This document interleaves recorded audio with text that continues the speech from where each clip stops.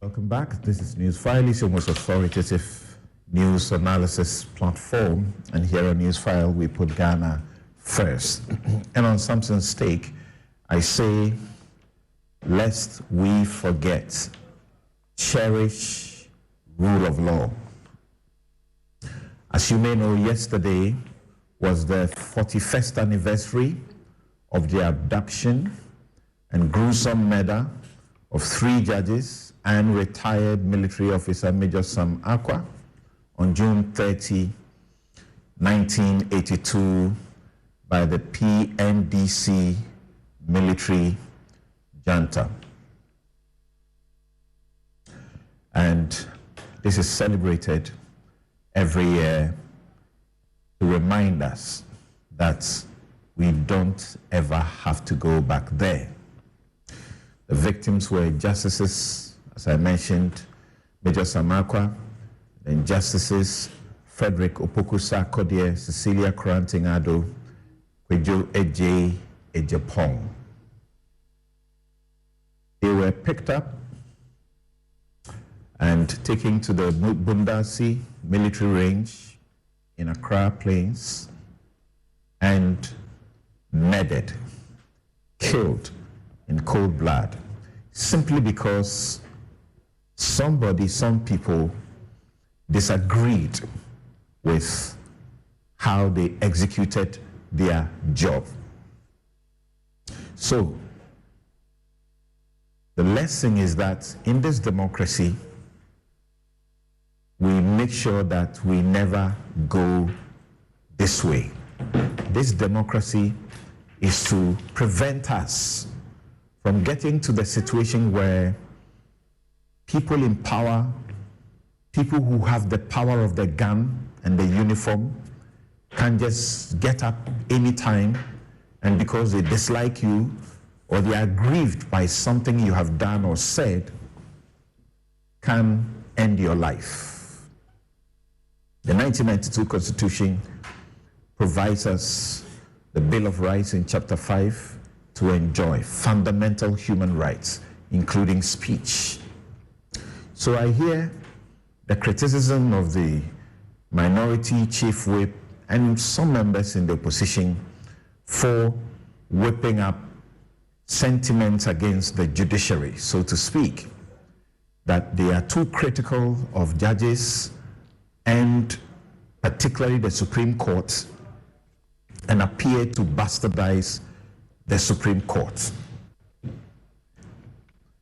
I prefer the criticism to, however rambunctious, to a situation where judges will be scared and afraid that they will be picked up and murdered. Of course, I agree that is the right thing to do, that if you have to criticize, you must criticize in context.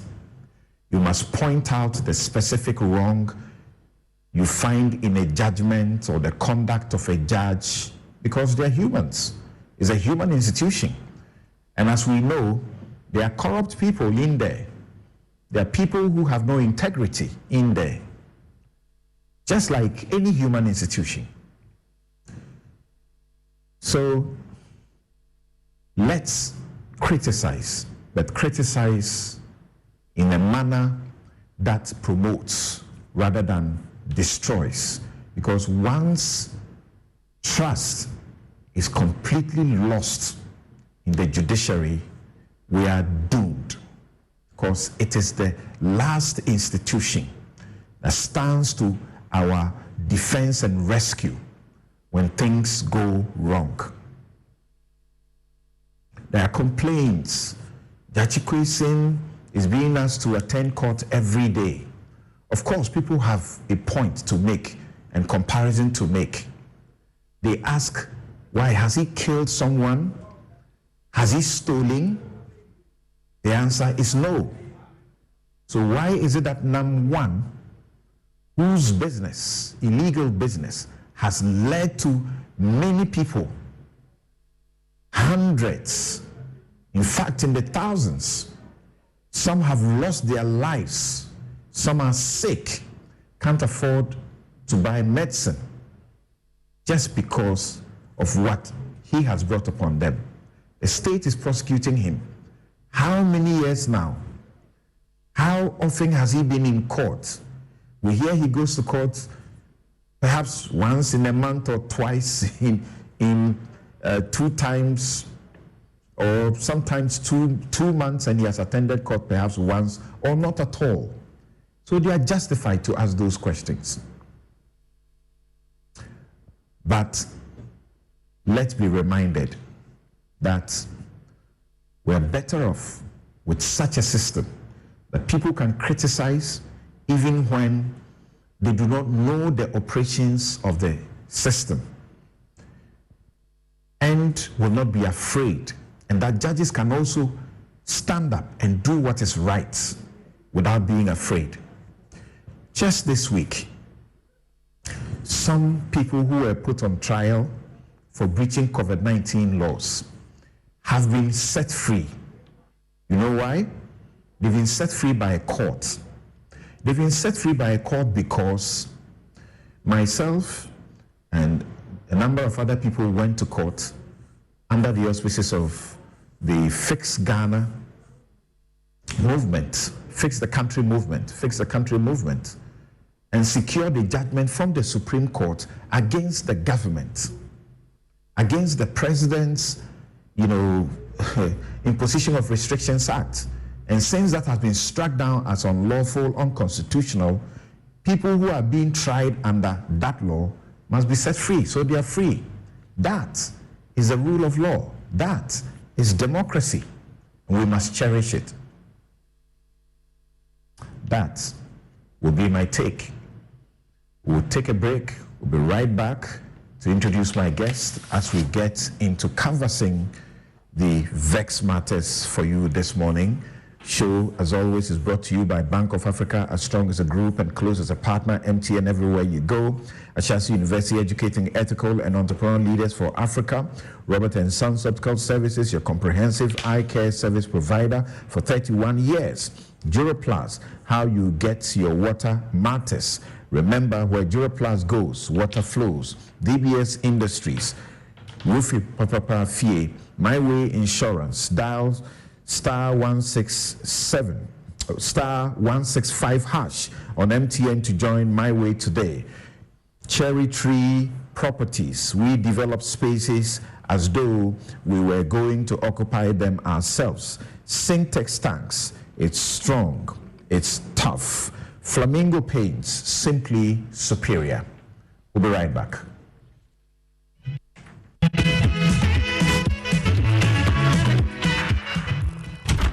Oh, Charlie, close the window small. Your room be too bright, oh. Why, you be vampire where you know they like sunlight? Oh, my guy, my eyes.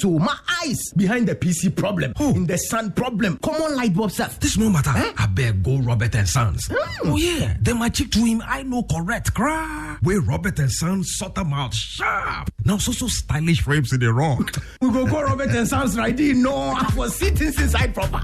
For over 25 years, Robert & Sons continues to provide specialist eye care for both adults and children. Locate us at Adabraka, Adenta, Kumasi, Usudankwa, Tema, Weja, and East Legon. Call 050-151-9111. Robert & Sons, seeing is believing. My way insurance, about Mobia, send my way, Hi, my name is Nanama McBrown, and I want to encourage you to dial *165# on MTN to join the My Way family. My Way provides you and a selected family member a cover against death. As a policy holder, you will also have a cover against total permanent disability and hospitalization should you be hospitalized for more than 2 nights. Dial *165# and join the family. Sanya My Way. No way. My Way is a product of My Life and MTN Momo. Terms and conditions apply.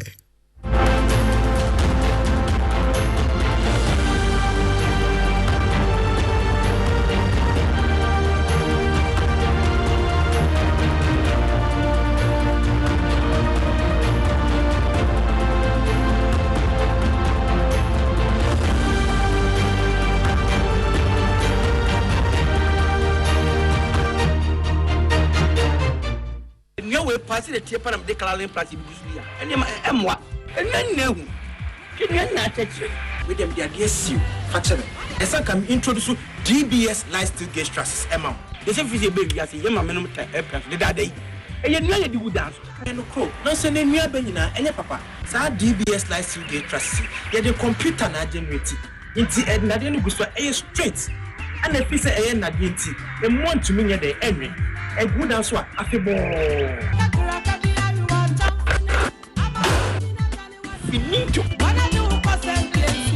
musicians saw that. More music factories, and as a dark is piano. Me recommend DBS Trust Samamo. DBS Trust. We need to.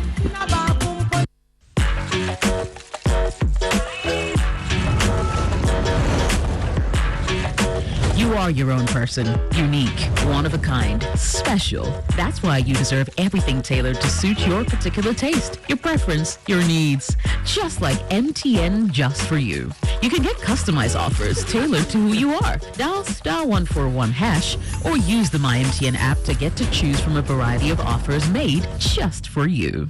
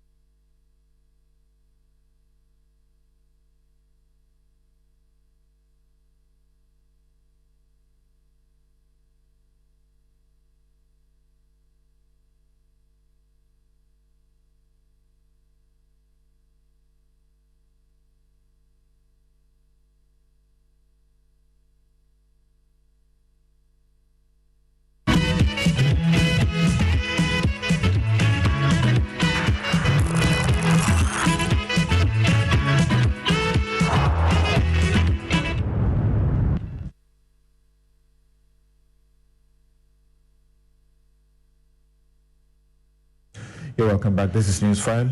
It's your most authoritative news analysis platform, and here on Newsfile we put Ghana first, and my guest to help us. We'll begin very brief comments on the Asin development, and then get to take care of bread and butter, because we know that we are likely to be plunged into Dumsor. Actually, today, what should have happened was that the IPPs would have shut down their plants, and what that would have meant was that you were most obviously not going to have power. But because you have suspended that, in the interim, we have power to work with and to use. So that is a very important matter. Also, there is the TOR, Tana Oil Refinery, that is being rented out, its assets being rented out, so to speak, which is a matter that the CSOs, particularly the leading ones on the issue, ASAP and Imani Ghana, seem to say the deal reminds them of the botched PDS. Now, I guess to begin with the first issue, Dr. Kojo Pumpuni-Asante is Director Programs and Policy Engagement, CDD Ghana. Andrew Ejapa-Mensah is MP Second D and Deputy Minister for Energy. Alexander Kofi Mensah-Mould is also here with us in the studio. You know him, formerly of the GNPC. Now, thank you very much for making time to join us in the studio, and welcome those of you joining us via Zoom. And the Sin story is a very interesting one, and James Jachikwe of the NDC won by 57.56% as against the NPP's candidates who got 42.15%, and then another candidate, obviously the LPG, who won 0.29% of the vote. So let me begin with you, Dr. Kojo Pumpuni-Asante.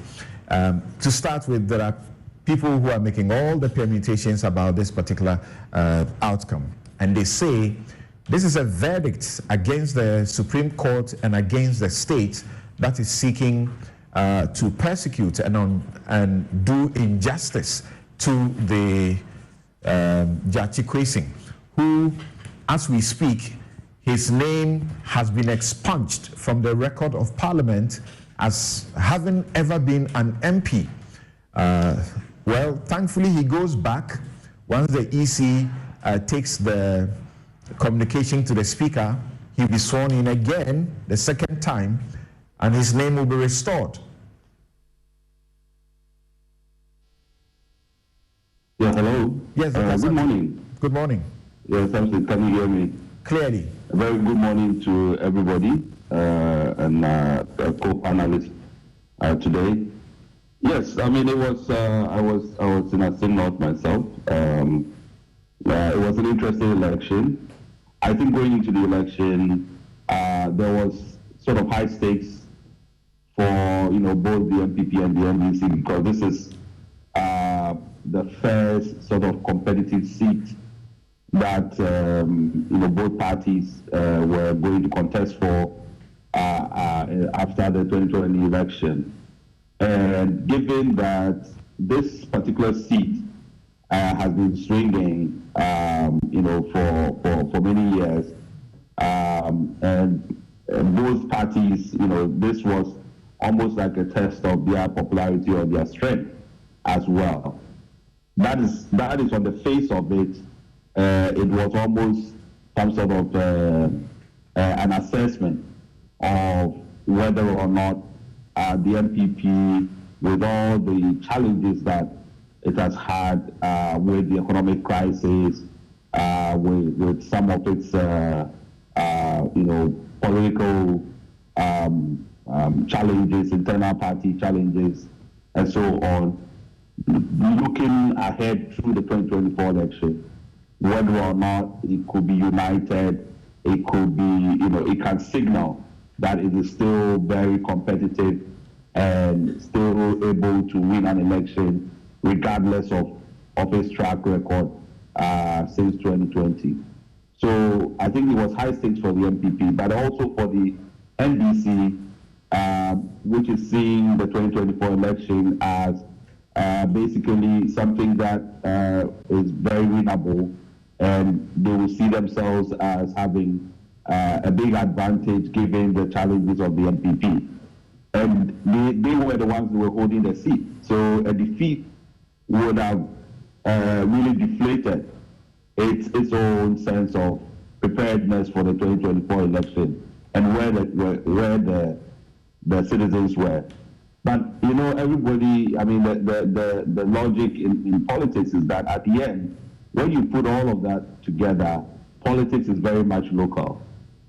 And the kind of narratives that were being built, where if you were there in a scene about the sequencing and how he has been treated and all of those kinds of things were very, very persuasive, So despite the real sort of deep incumbency abuse, and I miss no words, that this was, there's a lot of incumbency abuse with all the development, overnight development works, and these were very extensive development works. I saw it myself being in the constituency.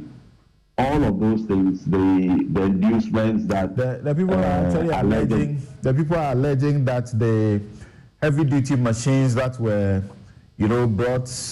swamped the place for the purported development have all gone missing after the NPP lost. And we have actually heard an NPP, officer suggesting that the government should punish the people of Asin for being ungrateful, and that for not voting for them, they ought to be punished. So no development should be taken to their place. Well, it's not his. He doesn't have any power. The Constitution doesn't allow that. So, and it shouldn't be coming from a member of the ruling party. That is not what parties are set up, to discriminate and use the public's money to punish people. So I think that is very uncalled for. That's the gentleman's understanding of the democracy. But are you surprised that he's not been condemned by his party that is wrong? Because his party has issued a statement congratulating the NDC and Gyakye Singh. Even the president has also issued a statement congratulating Gyakye Singh, congratulating the NDC. Yes. And then that is what has to be done, because, and I'll come, when we get into the abuse of incumbency and vote buying and how to curb that, we can really talk about principles, because I think the parties and the parties of our Fourth Republic have a huge responsibility if they don't understand the consequences and the continual persistence of these challenges. Then they have to think again. But just to say that some of these things I haven't heard, whether the bulldozers have pulled out and so on, we can verify. But on election day, they were still working. So even on election day, you couldn't miss the fact that some of the roads, were still being done and all of that. But it's to say that, as I said, politics at the end was for me local. And even as I stood at one of the polling stations where the counting was going on, I could just hear the sentiments of the voters still repeating their pain that Mr. Gyakye Singh has been taken through this ordeal in their view, and therefore they wanted him to win, to send a message to the government that they didn't like what was being done to him. And if you look at the results across the constituency, and it's a very interesting constituency for me, because it's probably the most diverse in terms of the strengths of each party from electoral area to electoral area.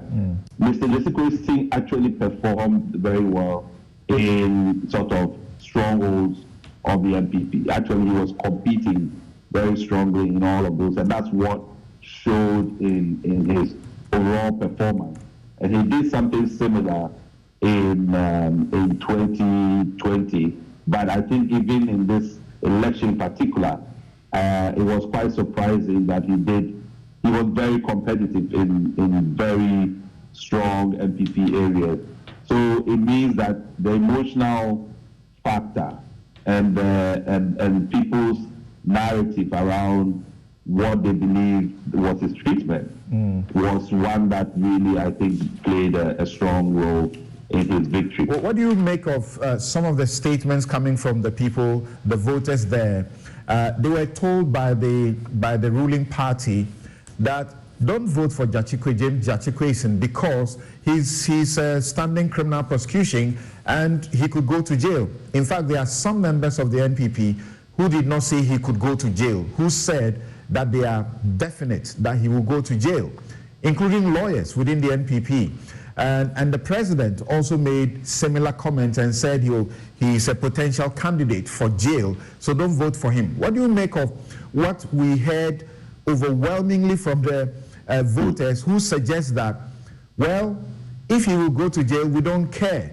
And others say, well, if we vote him and he gets, as it were, convicted and sentenced, and he doesn't get to serve us, at least there will be another by-election. And we can see now that it takes by-elections for constituencies to get attention and development. It's actually a sad sort of commentary, your latter point, but I'll come to that. I think that sentiment was a very strong sentiment. That I mean, literally, as you said, and I heard a few women talking about it when I was standing doing the counting, that they would vote for him so that if they want to jail him, they can jail him. One thing that was clear is that at the local level, this idea of a dual citizenship doesn't resonate. It couldn't be broken down in people's understanding of belonging, where somebody belongs and whether they are Ghanaian. So people were saying, well, the man has even buried his mother at his home. You know, they know the family. So if you say that he's not Ghanaian or doesn't come from here, what do you mean? So this, the law for which Alhaji Sekonde and others have, were prosecuted and all of that, it's obvious that, at a certain local level, people don't really appreciate the nuances of it. And it didn't penetrate because the way in which locals perceive these things about whether you belong. On the other hand, people felt Mr. Charles Opoku, even though he has been around and people know of him and so on, thought that he was just a recent, how you say, he's just recently known as a person, of the community. Right. So as to who belongs, and sometimes the laws that we are applying at the national level and at a higher level, people have a completely different understanding, and that is why they were quite peeved that they felt that this was a persecution of the person.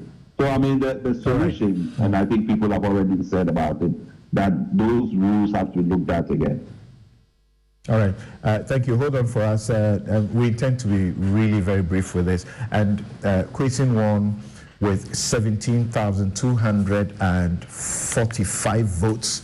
That represents 57.56% of the valid votes cast, whilst Charles Opoku of the New Patriotic Party got 12,630, representing 42.15%, and then the Liberal Party's Sefanu Benis Enyonam got 87 votes, representing 0.29%. Now check this. In 2020, Jachikwe had, in 2020, he has 17,498 votes. That represented 55.21%, as against the NPP's candidate then, Abena Druwa Mensah, who had 14,193 votes, representing 44.79%. Yes, Mr. Mold, what do you, of course, you in the NDC, you have been very, jubilant about this, more particularly on the wake of the allegations, more particularly against the NPP, of vote buying. and I saw footages where you could see clearly, vote buying being done so openly with such impunity. There was one particular place I was watching this other network where they made sure that there was a certain house that before you vote, you go to that house before you come vote, and then when you are done, you go through that house before you go wherever you go. And the claims we understood was that people were going there to take money, so they come out and vote, and you also sort of swear or take an oath, so to speak, that you were going to vote for the candidate. I saw one footage where officers of the NPP had come, and then people rushed to the vehicle, were taking money. Some officials were involved. They were called by the TV station. They were asked, you were sharing money to the people on the day of voting. That is against the law. And they said, no, these people had come from long places and they are just sorting out their T&T. I don't know the last time the Electoral Commission make people vote in places that is so far from where they live that they have to be giving T&T to vote.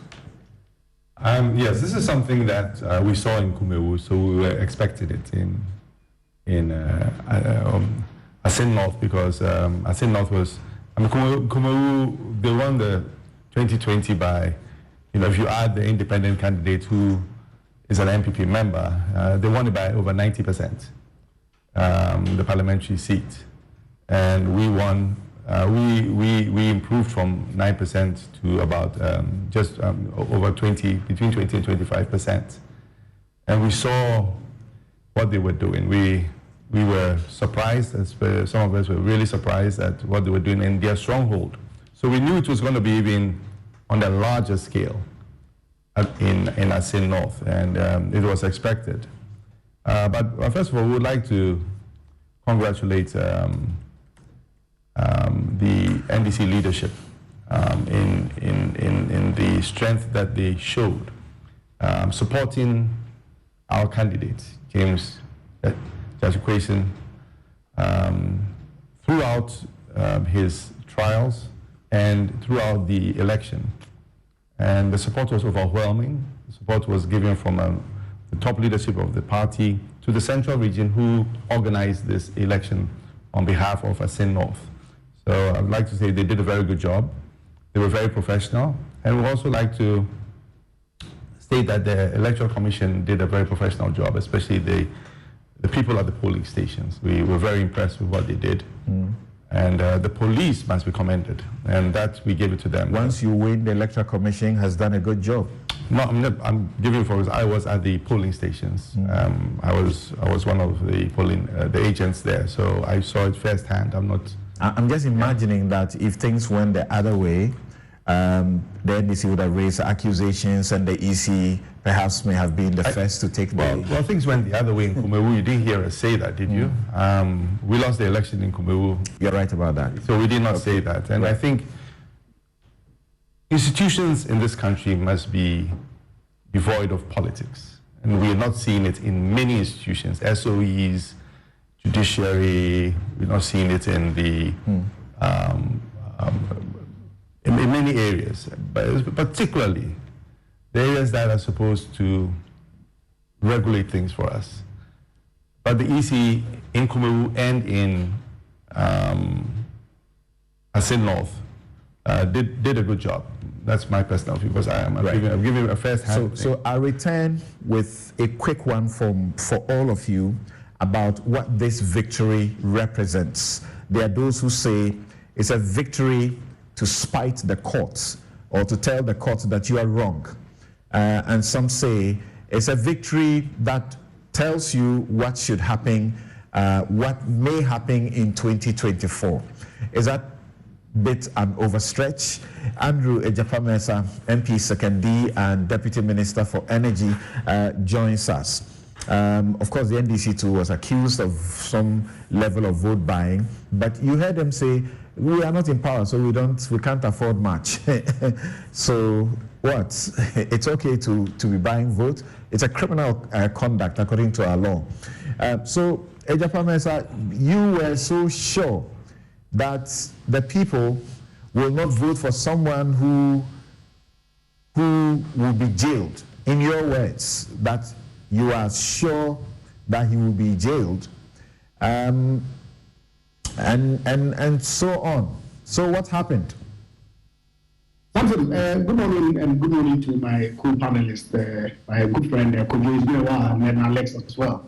It's been a while since I came on your show. And good morning to our church viewers. Samson, I'm sure that you and I, based on our training, okay, which essentially is grounded on precedent, you can make reasonable inferences as to what is likely to happen when you are confronted with the same set of facts for which the court have had an opportunity to pronounce on.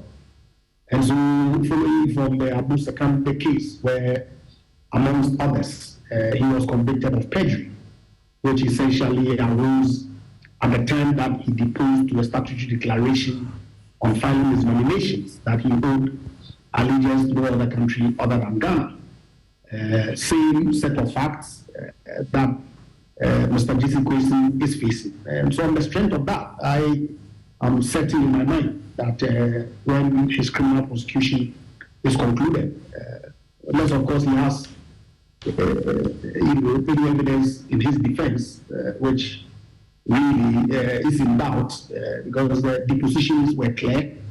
I have a copy of my nomination forms here.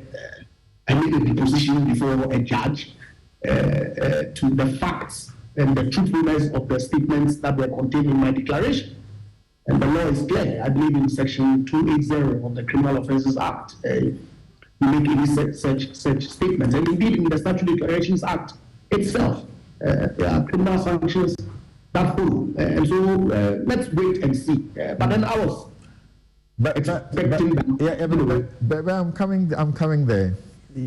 Yeah. I am sure that if the comments that you made and you repeat here, if they were made by someone else without the clout that you have, and perhaps not being on the side that you belong of the political divide, they'll be cited for contempt, and they I don't and they will be convicted for doing the trial, literally. Not at all. I don't think so at all. And you and I know the rules that govern contempt. Yeah, there's a thin line between commentary that is had in the public domain and one that affects directly the outcome of a particular case. I'm saying that based on the set of facts that are contained in the Adamu Sakande case, I can draw a reasonable inference that that's likely to be the outcome of the case. I don't think that is prejudicial at all, because if you relate to facts that have been established in a particular case. Prejudicial means that you are judging the case ahead of the court. And how else would you have judged the case ahead of the court when you say with absolute certainty that you have no doubt whatsoever that he will be jailed because he has broken the law? Of course, the facts speak to themselves. And I'm saying that based on the precedent in the Abu Sakande case, I can make a reasonable inference. That doesn't mean that my inference is what the court ought to, as it were, follow. The court is enjoined to follow the precedent and the rules and to come out with a decision as regards the evidence that is before it. Let's be clear about the differences in the two cases. And yes, there are clear differences, are they not? In Adamu Dramani Sakande, he had not filed to renounce his citizenship at the time he picked nomination. Neither had he received a renunciation certificate before he was elected. And then by the time he was elected and sworn and he was a member of parliament, there was no any indication that he had attempted to renounce his citizenship of two other countries. In this gentleman's case, he had filed his renunciation before he filed his nominations. The Supreme Court only said that you filed the nominations before you got the certificate. You filed in October and you got the certificate in November. So that's the only thing that we have, the only difference situation we have with you. Well, so the offenses under the Statutory Declarations Act, when does it kick in? No, I'm saying there's a difference to the extent that Adamu Dramani Sakande was in Parliament. I don't see the difference. Was in Parliament and traveling on documents that meant that he was not he was a citizen of other countries. This gentleman is not in the same situation. I'm told that Mr. Jechikwesin actually traveled in February of 2020 on his Canadian passport. No proof. I'm told. I don't know for a fact. Okay, that's a rumor. So let's not deal with the rumor. Let's not deal with the rumor. I'm saying that something. The point really is this: at the date that you make a deposition, you depose to a certain set of facts, and so whether you had applied, because obviously if you apply to University of Ghana and you haven't received your admission letter, you can't begin to attend lectures.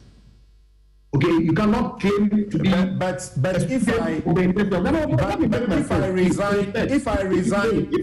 if I tendered, I think there are two different things. And hear me. If I resign from University of Ghana, the same example. Please listen. If I resign from University of Ghana and I have not received acceptance of my resignation, I am entitled to say I have resigned, and I'm not a member of University of Ghana. The question then arises that will follow thereof is: are you required to receive acceptance of your resignation from University of Ghana before you cease to be a student of University of Ghana? The question that follows logically again is whether by what I have done I have an intention to deceive anybody. But of course, something. Yes. Of course, that has to be a matter that the court will interrogate. But I'm saying that if you look at the Statutory Declarations Act, you depose to a set of facts on a particular day. At the day and time that you made that deposition, were you a Canadian citizen or not? Your intention, as far as I'm concerned, it ceased to be a Canadian citizen. Is it material? Oh, but in criminal prosecution, you must prove the fact as in the act, and then you must prove the intention. And if there is a letter showing that I have no intention and to tell you a lie, is that not important? Samson, yes.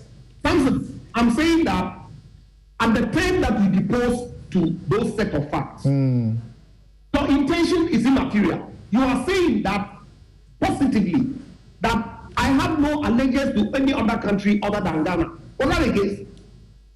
Yes. How was it the case? There are people who swear allegiance to a country where they are not citizens of. Does that matter? Well, let the court decide. Okay. All right. So that's really where it belongs. The court must decide. But I thought that it was clear that for those of us who are lawyers, not to confuse the viewers and listeners when we say this is the same as Dramani Sakande, because they are completely different. Yeah. All right. Yes. The offense of perjury. Yep.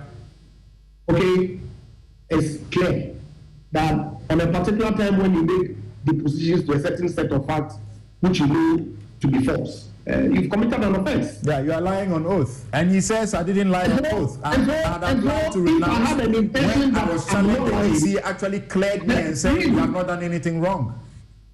Well, let the court decide. We'll see. Right, thank you. Now, so the question is, you were so sure, once again, that you will win this. So what happened? Oh, of course. I mean, the dynamics of every election is different. Could you make the point about the local dynamics in Assam? And obviously, those of you who were on the ground and those of us who monitored on the media space clearly saw what was transpiring. Politics of lies, deception, falsehoods. You know, when you go out there and make comments to the effect that a candidate is being hounded out of parliament, if you like, because you need the numbers to pass some LGBTQ act, which you know to be false. Because I know the proponent of the bill includes a member of the MPP. I'm a member of the Parliamentary Committee on Constitutional, Legal and Parliamentary Affairs. We have interrogated the bill. We've done a report. Nobody is against the passage of that legislation that seeks to clarify, if you like, provisions in our existing law on same-sex relationships in this country. But of course, the sentiments of the people is what the NDC sought to play on, lying and all sorts of things. And it is what it is. But you see, something. Could you also make the point about people not appreciating the nuances of the law? And in my own sober reflection, I don't think that the Supreme Court decision itself was far-reaching enough. Because this is the 8th Parliament for which the court ruled that Mr. Jetiquation could not hold himself as a member of Parliament, and that his election really was invalid. And so the Electoral Commission, based on that, then conducts an election, a by-election, in which this same individual is participating. How does that do to the decision of the Supreme Court?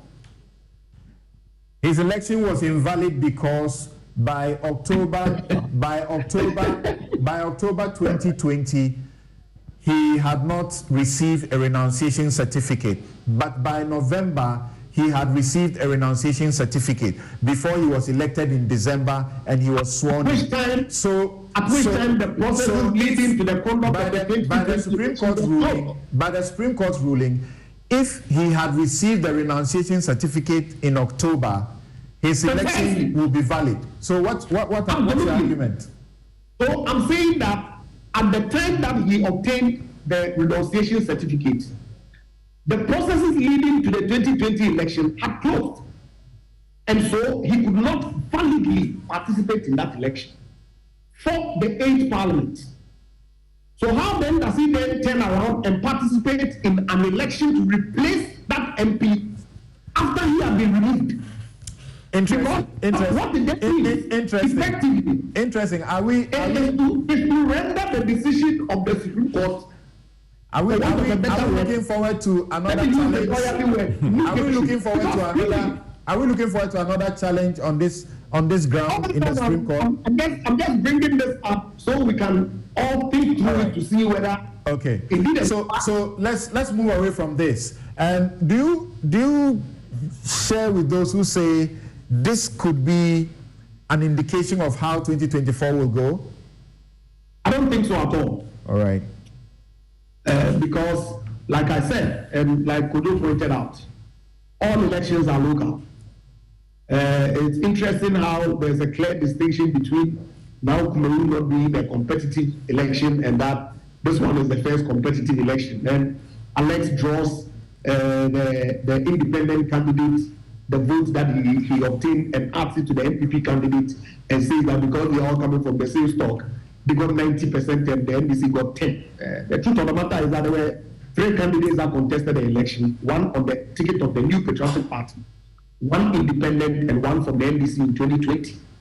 Each of them obtained the votes that they did. And I'm saying that really had no bearing whatsoever on the Kumeru by-election, which occasioned as a result of the untimely demise of my good friend Baswa. Okay, 2024 is going to be a completely different set of elections. My expectation is that yes, the economic circumstances that we find ourselves in now is a challenge for us. But of course, we've seen the data that is coming out. Right. First quarter growth of 4.2%. Clearly, it's an economy that has begun the process of recovery.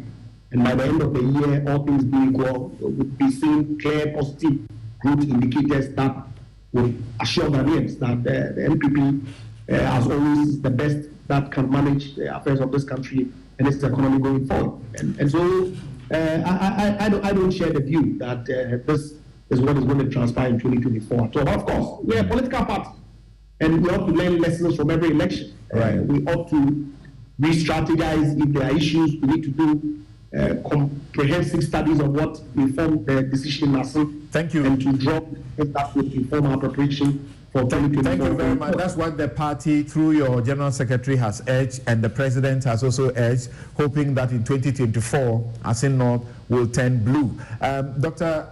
Kwadwo Asante, obviously, if the NPP had won this morning, what they would have told us would be that, see how 2024 looks like. Unfortunately, they lost. And, they lost. And now the story is different. If the NDC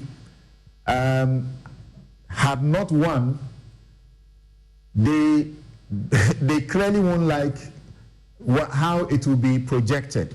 Now that they have also won, they will also like to project it to 2024, as they have begun saying. What do you say, Dr. Asante?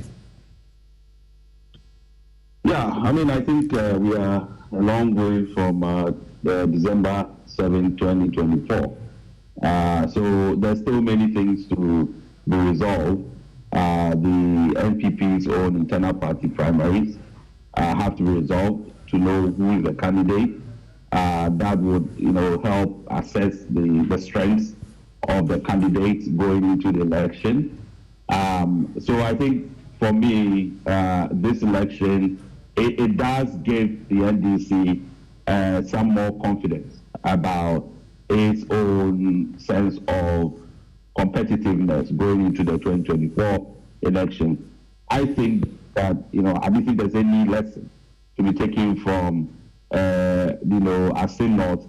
Is the MPP have to look at the way in which they, use incumbency advantage in elections. Because if you create a certain sense among the voters, that a sense of almost like impunity, I think it will backfire if that begin to reflect in many constituencies as the campaign rolls out. I mean, we've seen it before, even in 2016. It was on the other way around, where the MPP was seen as the one that was lacking the resources, and then you saw all of the pageantry and pump with the NDC. That kind of narrative can completely undermine a campaign, and I think it showed in Asin North that when people feel that they are suffering, they are struggling, and they see money is being given to and just spent willy-nilly, it becomes a problem. So I think for me, that's the extent to which I'll go in terms of its implications. Yeah, what are you going to do as civil society organizations, serious ones like yours, you, CDD, together with, I think, IDEC, you have been very critical about ensuring enforcement and compliance with the political laws and regulations. We know that this is what it is. Unless you find situations where the people involved can be said to belong to the party, not in government, you are not going to see prosecutions happening. Prosecutions is a discretionary thing. It's a political decision that the regimes take. The law says you need the Attorney General's fiat to prosecute on election offences. Where the accusation is heavily tilted against the NPP, you clearly are not going to see any prosecution, but you must make sure that something happens. No, I mean, for me, I've tried to impress on the special prosecutor who is charged with dealing with politically exposed persons to get into this space, because I really think it's not just about vote buying. I think it's vote selling and vote buying. So I think that just examples have to be set in terms of even the citizens who are also receiving the votes. Okay. So I think the tactics should include undercover, because you're not going to really get people coming forward, to say we are receiving cash. So I think that you need to deploy investigators that go undercover. Thank you so very much, Dr. Kojo Pumpunia Asante of the CDD. Yes, he was on the ground. Finally, with you in a minute, what can you say? Is it not too much of a stretch to suggest that this is an indication of how 2024 will go? Well, we've had 2 by-elections in areas that are considered strong NPP areas. One is the Kumewu, and Asin North, prior to 2020, was an NPP stronghold. And what we have seen is very clear to us that the Asin North victory basically is a victory for truth and justice. Let's put that aside. The margin is what we should talk about. The increase in margin from just over 3,000 to close to 5,000. And that is a clear message by the people of Asin North, representing the people of Ghana. You know, a very clear message talking about the hardships that this country is going through and what this government have plunged us in. Okay. However, if you also, we've also said that if we get a good referee, if we get a fair, impartial referee, we've always said this, there will be less intimidation. But we saw intimidation in Asin North. There were buses, VIP buses that carried a lot of macho men, but the police were able to stop that.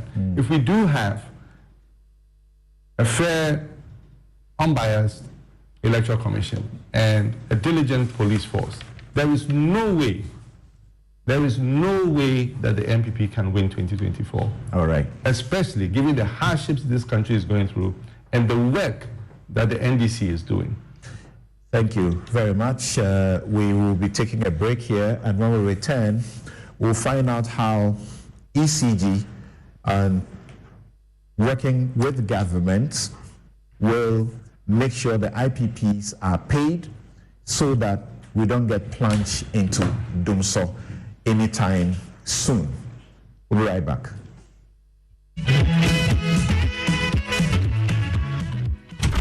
Oh, Charlie, close the window small. Your room be too bright, oh. Why, you be vampire where you know they like sunlight? Oh, my guy, my eyes. Behind the PC problem. Oh. In the sun problem. Common light bulb stuff. This no matter. I beg go Robert and Sons. Oh, yeah. Then my chick to him, I know correct. Cry. Where Robert and Sons sort them out sharp. Now, so stylish frames in the wrong. We go Robert and Sons right in. No, I was sitting inside proper.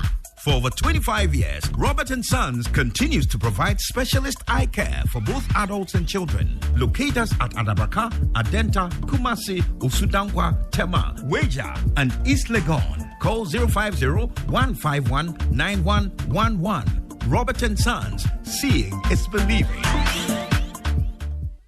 My way insurance, send my way,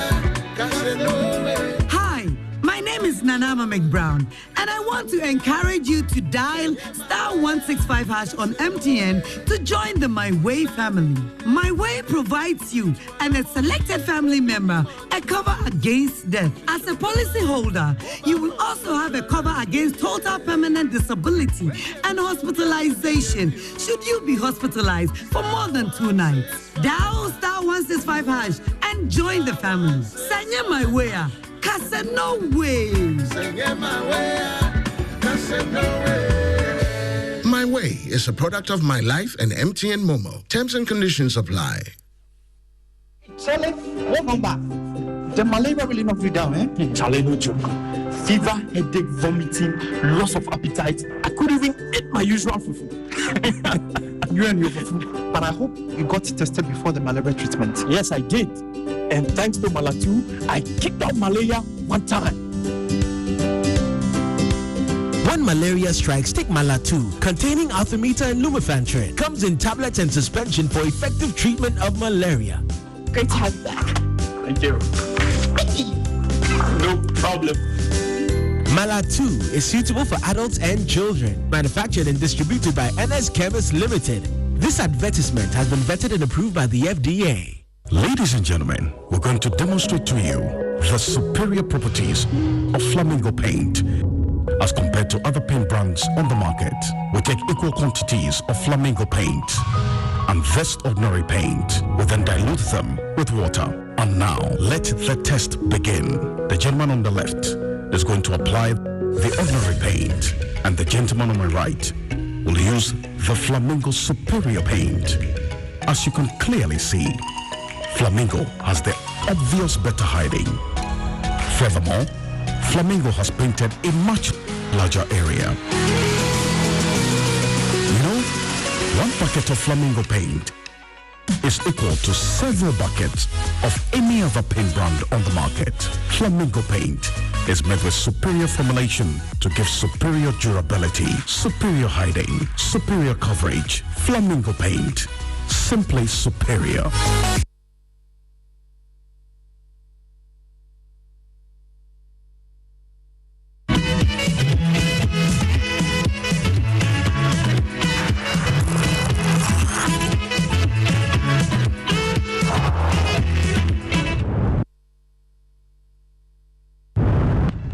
IPPs want representation on the distribution of the cash waterfall. So you give them representation on there. So they know that if they give you 1,000 cedis worth of electricity, you pay them back 1,000 cedis. So the reoccurring of the debt stops. Then you can talk about haircut of the debt that is left. But you cannot want to discuss haircut. You cannot want to discuss indebtedness when you have not solved the reoccurring of the debt. That is the solution that we should have going forward. You talk to the IPPs, and they tell you the manner in which the cash waterfall mechanism operates is not transparent. If I know that I have sold power to you, you receive the money in a common pot, and you apportion the money to the various utilities based on how much power we have given. The least I should know is that let me know how much was realized in the pot and how you are sharing it. You talk to the IPPs, and they say they just sit down, and before you realize, they just get an alert on their electronic gadgets. That suggests that they've credited the account. How much was in that account that they credited? Nobody knows. So transparency in the disbursement of the accruals in the cash waterfall mechanism is a challenge. So for me, this debt of 1.73 billion, yes, anytime usually you will have debt in the sector because of the period of payment. Some arrangements are that, look, if the moment I invoice you, in the next how many days you must pay. So obviously there will always be some arrears that will be there. So there will be some level of debt. But to have debt to the level of $1.73 billion is huge. And maybe going forward, we will be able to explain where the source of this debt is coming from.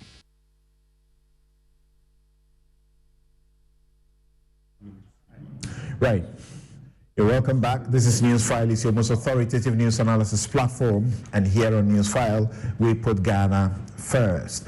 We're joined by Samuel Dubik Mahama, Managing Director of the Electricity Company of Ghana.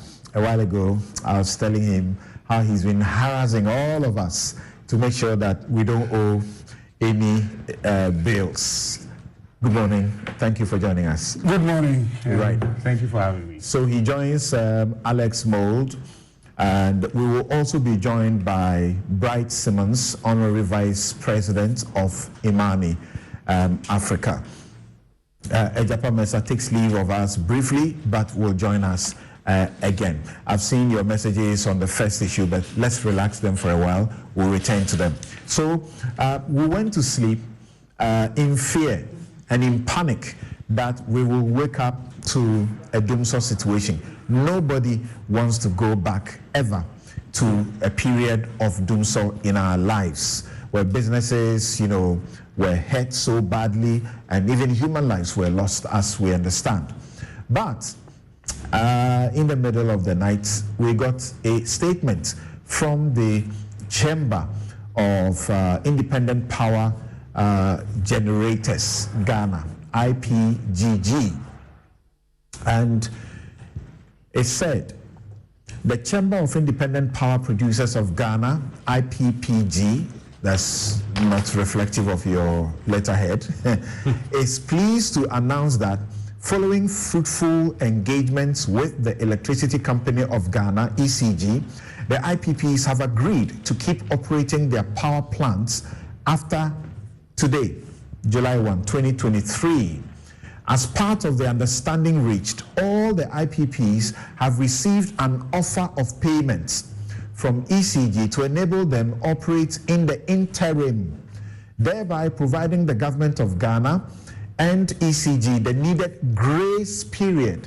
Note those words and phrases. It says in the interim, and then this is to offer them grace period to address the outstanding arrears in the energy sector and to meet their contractual obligation. The IPPs are optimistic that this agreement reached would help yield the desired outcome of providing a permanent solution to the energy sector debt, failing which, underlined, the IPPs will be left with no option, no other choice than to revert to their earlier decision to shut down without any further notice, that the next time, if they are compelled to shut down, they will not serve any notice.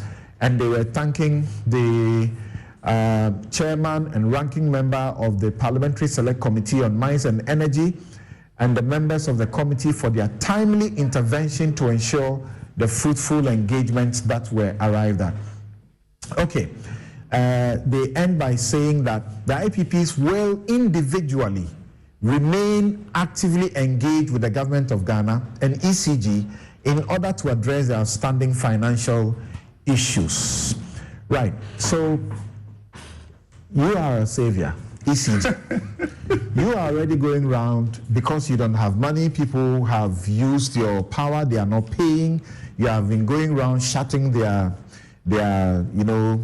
power down and so on, and threatening prosecution for all the thieves in this town who have been stealing electricity. So how do you, promise to settle a debt of $1.73 billion? So, where do I start? First of all, good morning once again. Good morning. I'd like to say a big thank you to the IPPs for the entire conversation. This conversation has been running for some time now, and some people might have thought that we were not doing anything, but in such situations you horse trade. And the person who's giving you the deadline will drag it all the way to the deadline to see if he can get you to bend the knee. But I'm glad in the end we could work out something. ECG is seeing some level of growth now. It's seeing some changes in the way it's doing it's performing its duties. And through all of this, we believe strongly we can close a certain gap. There is evidence of that, and that's what we shared with the chamber. Through that, I don't want to go further because of some disclosure issues. We shared certain numbers with them for certain periods moving forward. So in effect, we've ring-fenced up to June debt. And we are trying to, as part of the World Bank conversation was, we would have to stay current moving forward. So we've ring-fenced that up to June, and then now we are going to make sure that from July going forward, we stay current based on some form of a negotiation that we had with them concerning how power is going to be dispatched and how the energy and capacity conversations have gone. So we have a very good working formula. Be that as may, let me clear this point. ECG is a unique company. It's unique because it cuts across 3 sections. At some point, the company is a social company. At some point, it's an operational issue. At some point, it's financial. So if you look at it from only a financial standpoint, great disservice. If you take each of them individually, great disservice. But the moment you're able to find a nice balance between the 3, where everybody understands their role, guess what? It will not even be about the money. Okay. Because now I can say they've understood me to some extent, so maybe I can brag. But imagine if somebody throws at you and says, hey, X, Y, and Z, we are not going to move from there, even if you show them what it is, then it's not going to work. But at least after what they saw, they now see the new trajectory of growth, the new understanding, and the transparency.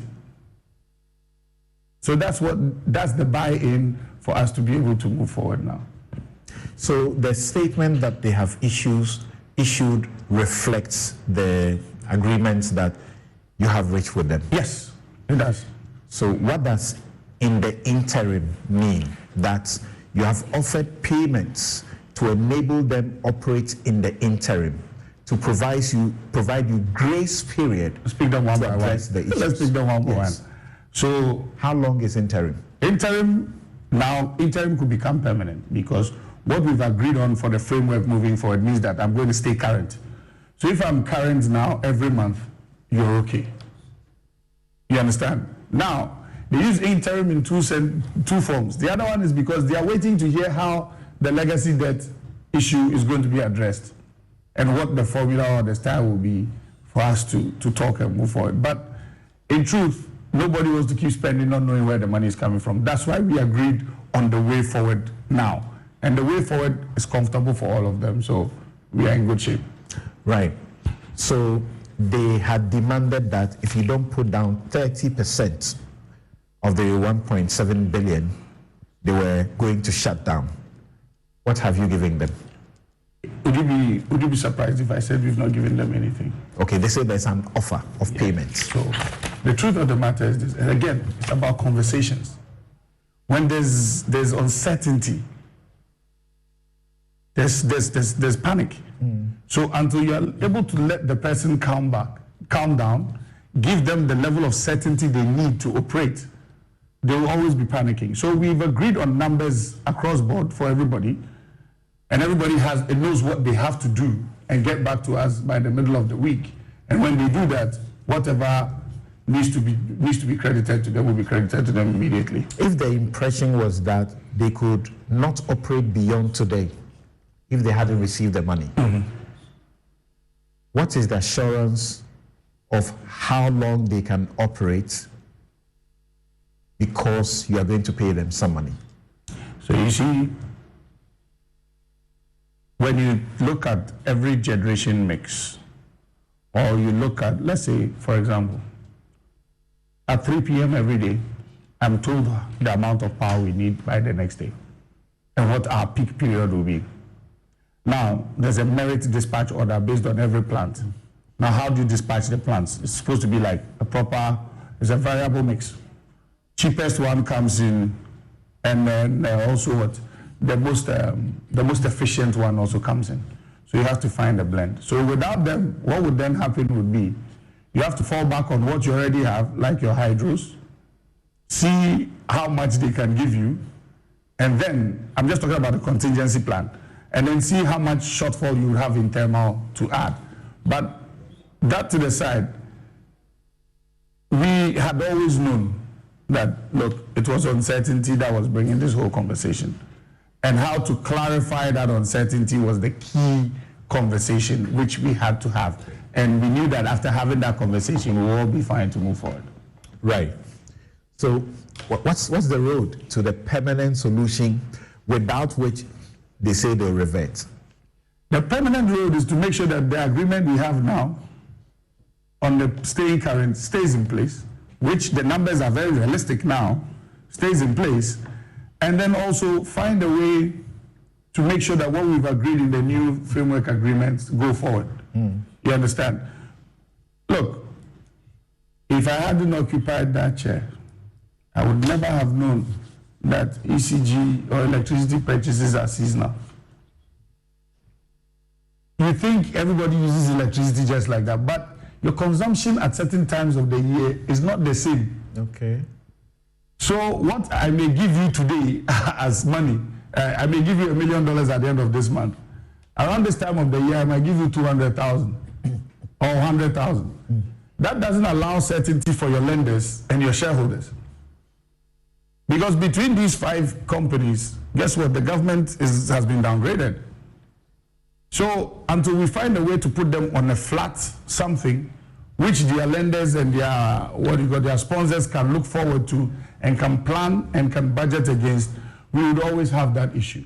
So with what has been put in place now, I believe we just need to do our best to make it sacrosanct, make it stick, and moving forward, when we get to the point where we are consuming as to how we should be consuming and paying what we need to be paying realistically, we pay and then we should be fine. All right. Thank you very much. So you've been listening to Dubik Mahama, who is the man responsible for the Electricity Company of Ghana, who has told you and has been at your premises, making sure that you are paying for the electricity that you consume and that you don't steal it. If you do, you will be imprisoned. What's your understanding, Alex, of what is going on, and does this give you assurance that we will not be back to this fear and panic and discussion? We haven't gotten out of this fear and panic situation. Okay. So when you say we won't be back, I want you to add a pinch of salt there. I pity my brother here very much. I know what he's going through. He's in an industry where currently the minister is treating the whole industry like a department of the ministry. Let's go to the cash waterfall mechanism. The cash waterfall mechanism is supposed to be a mechanism where you don't touch. It's sacrosanct. You've agreed to pay a certain percentage to all the players in the value chain. And then, because you are hot, because you need money to buy fuel, because you need money to pay somebody who has some political influence somewhere, putting pressure on one of the entities, you stop the mechanism and you shift back to manual. From automatic, you go to manual. Financial institutions do not like that. Financial institutions control the industry. They control the payments, they control everything. I just want to put a caveat here. The 1.73 billion that the IPPs are talking about is not the only thing that is owed in this industry. ECG, through the cash waterfall mechanism, is supposed to be putting a certain amount on a monthly basis to meet payments. IPPs are paid $130, $140 million or so every month. GMPC also is paid something north of $50 million because they pay E&I about $50 million every month. GMPC currently owes its banks, Standard Chartered Bank and HSBC, close to $400 million. And they cannot cross the $400 million, although $500 million has been confirmed or supported by the World Bank. Because if they cross the $400 million, they have to dip into the reserve of $100 million, which has already been used and is depleted. So there is no $100 million reserve, which is required in the agreement with World Bank. So that means that Ghana government would have to cough up the money. And as such, GMPC owes E&I. From March, they haven't paid much. And by the way, they haven't actually paid them because they've drawn down on the LC. So GMPC owes these banks $400 million. GMPC also owes E&I 3 months of payments. What GMPC should be doing is GMPC should be collecting, a large amount of money from ECG to meet the payments. I don't know what the percentage is of the cash waterfall that goes to pay for the power, but it must be something close to 30 to 40%. But GMPC only received about 35% of what it should have received in 2022. And currently, they've only received 15% of what they need to receive. That means that we're talking about IPPs. There will be no fuel. There will be no fuel if this young man here doesn't ensure GMPC is paid. Now, his hands are tied because he's being told not to work with the cash waterfall, hold the cash waterfall, and use the money for other things. This whole sector is totally mismanaged. How much of the total debt to ECG is owed by government, and how much of it is paid? Right now, government doesn't owe ECG. Okay. Right now, government... Why would government owe ECG? Right now, government owes ECG through its SOEs, Tamara Refinery, all the people who take electricity. Government itself doesn't owe ECG. So the question is, Why would government owe ECG? Unless government has guaranteed to make certain payments for ECG, which is not in the budget, by the way, so they haven't guaranteed anything. Is that right? That's correct. But let me... No, but there are agencies that owe. He's been going around to collect. Almost everybody is now fully paid because in the Rambo style. So I don't have friends. Let's be fair. I don't have friends because it beats my mind why you would consume something and not pay. How much are the commercial losses of ECG? As it stands now, 2022. Let's bring us to 2022 it ended at about 29%. Commercial losses. So now it's always combined. Commercial and technical are combined. Let's move the technical out. So I can only speak from when I started. Okay. One of the reasons why we went through all what we've gone through is because I was trying to plug commercial losses. Now ECG is digitalized from end to end. Your purchase starts, so no cashier takes cash in the office anymore. We've gone cashless.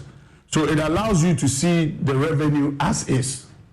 Now, secondly, where we are now as a company is when you're able to close such a gap, the next thing is to look at operationally and find out what the problem is. Tariff increment is not the solution to this problem, as we sit here. It's one of the solutions. It's not.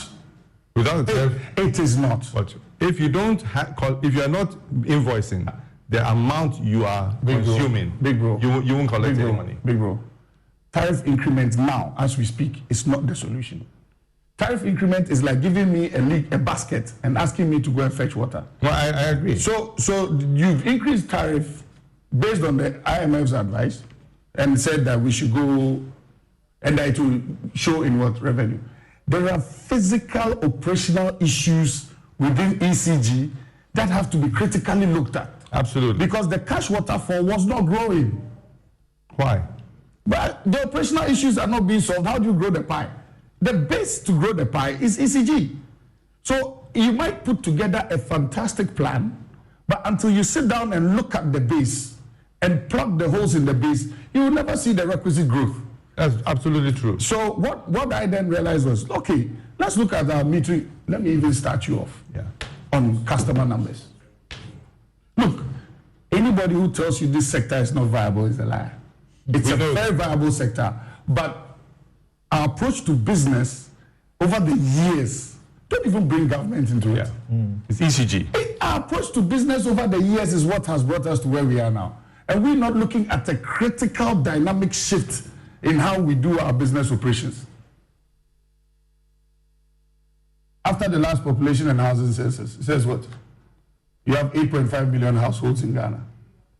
My PMO division took them up. I gave them an assignment. They went through it, came back to me and said, the whole base where ECG sells power, ECG should have about 7 million customers, 7 point something. Our billing system says our total customer number is what? 4.5 million. It has been 4.5 before I joined ECG. It's still 4.5. Immediately you realize that what? There's a problem. So you now go to the system. And then you realize that the billing system of the company, the CMS, was given to us by the World Bank in 2015. It hasn't seen any substantial upgrade. It hasn't seen any work done to it. That system is in Oracle 9. It's in Oracle 9. They gave it to us, gave us, what do you call it, a consultant. And the system is in Oracle 9. Oracle is in 22. And we haven't fired our IT people. So to solve the problem, now you take a closer look at that. Now you try to upgrade the system, but people have been used to that and have found ways around it, so they're always resistant. But until you closed it, change the billing cycle, change everything for it to be moving at its optimum now, you start realizing that, revenue assurance is not there. Let's put revenue assurance in place. You put revenue assurance in place, you realize that, okay, now you now have a graph that is showing. Now you can answer to how the graph is moving, because initially you were flying blind. Now I can tell you for a fact what is happening in every region, every district, just by the click of my phone now. That's how the company is now working. Right. Now let's go to those numbers. A 4.5 million is a blend of households and commercials. Yeah. If you add, and they're saying 7, that 7 million is households. How many commercials are we missing? Let's say they are 4 million, just for argument's sake. Let's hold on to 2 million of those. That 2 million, we struck the averages of trying to implement a flat rate system because we don't have the meters. Don't have the meters yet. So what do you do when we did the flat rate system? In a month, an average home in an urban area, peri-urban area is 600 cities. You understand? So now 600 by 2 million. The median, you mean? Yeah, the median, yeah. 600 by 2 million. What do you have? 1.2 billion Ghana cedis. Let's say the dollar to cedi is even 12. That's what? 100 million cedis. Sir, if we do not stop the blame game of dropping the ball at this one's doorstep, and let's have a proper approach holistically, nationally, to the company called ECG, we would always point fingers, and next week we will be here. I'm glad the way you started that we are not out. The first place we need to look at is the company ECG, and give it all the support we need to give it. And then when there's a gap realized, we can talk about that subsidy. Because right now, what is the subsidy? You have take or pay agreements that guarantees someone $18 million every month, whether you lift or you don't lift. $15 million, whether you lift or you don't lift. And then you hear, and then you sit down quietly, and then you, through media, I have tried very hard to keep quiet during this space. But you realize that you have so many experts who don't even understand what they are talking about because they've not had the opportunity to sit where I'm sitting. I think they've not had the opportunity to receive the information. It's the lack of information that is causing people to maybe give you the wrong impression. You can ask everybody. I am very approachable. And I do not hide the truth because I feel the job I have been given, if I want us to get out of this as quickly as possible, it's a national issue. We should drop the whole political commentary. So what is stopping ECG from doing the things that you need to do to get this done? We are now at the point where we are about to lift off. You have to prepare everything, getting it ready for liftoff. So what now we've prepared, the whole flat rate system is ready. Now we need to find all those customers. Now the conversation is you can't consume at zero. You can't consume and not pay. Yes. So you are giving electricity to a lot of people. For example, we don't even know. On my road, I have a lot of kiosks. They have electricity. I don't know how they got electricity. Let me even tell you. We did a KIMS, I call it customer asset and mapping. We did a Ebuakwa or Yarifa, and Ebuakwa, Adenta, and Kwabenya. I found 54,000 new customers that I didn't know of. But can't you tell from your transformer system, if you put a system in place, how much it is being consumed? Let me tell you, an area. Do you know how number of transformers I even found on the network that have been energized and are on the network that are not on ECG's books? How private contractors energize networks with no recourse to ECG? You are getting to understand your problem. It's a national issue, and we need everyone. So as you watch, I have quietly just been watching them, and the interaction, I believe, has been very useful to you as well. This is Newsfile. Is brought to you by the candid sponsorship of Bank of Africa, as strong as a group and close as a partner, MTN everywhere you go. Ashesi University, educating ethical and entrepreneurial leaders for Africa. Robert & Sons Optical Services, your comprehensive eye care service provider for 31 years. Duroplus, how you get your water matters. Remember, where Duroplus goes, water flows. DBS Industries, roofing Papa Fie. My Way, dial *165# on MTN to join My Way today. Cherry Tree Properties, we develop spaces as though we were going to occupy them ourselves. Syntex tanks, it's strong, it's tough, and Flamingo paints, simply superior. And we are now joined by Bright Simmons, Honorary Vice President of Imani Africa. But before we hear him, he will do a quick 5 minutes presentation on this issue, and we have a couple of questions for him. Then we'll move on to the next issues with him as well. But we'll take a break. We'll be right back.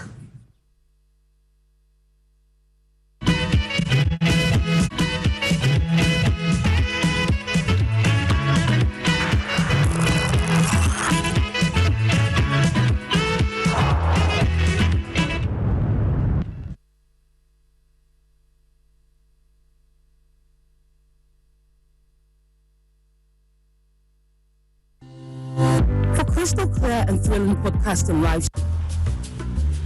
Pascal's showing his boss the efficient new technology they've installed. She is pleased, but now she's asking, why is that still there?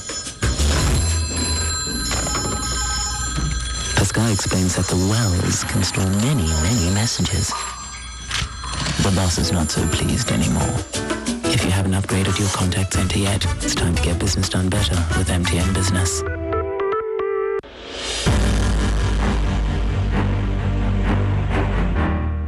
My name is Tina. I am a person living with HIV. I got to know my HIV status after I gave birth and lost the child because of HIV. In those days, prevention of mother-to-child transmission services had low patronage due to fear and stigmatization. Today, many HIV-positive women have delivered negative children. I follow the guidelines and take my HIV medicine called ARVs every day, as prescribed by my doctor. This makes me strong and healthy, and also prevent me from passing HIV onto any future child. Please, avail yourself for PMTCT services when pregnant. It is the only way to ensure you do not pass the HIV onto your baby during birth or pregnancy. If you have tested for HIV recently and it was negative, test again when pregnant. If you have tested positive, go to the hospital after birth as directed by your healthcare provider. Your baby will be given medicine immediately and tested to ensure baby and mother are well. Let us work together to have an HIV-free generation. Our children must be free to shine.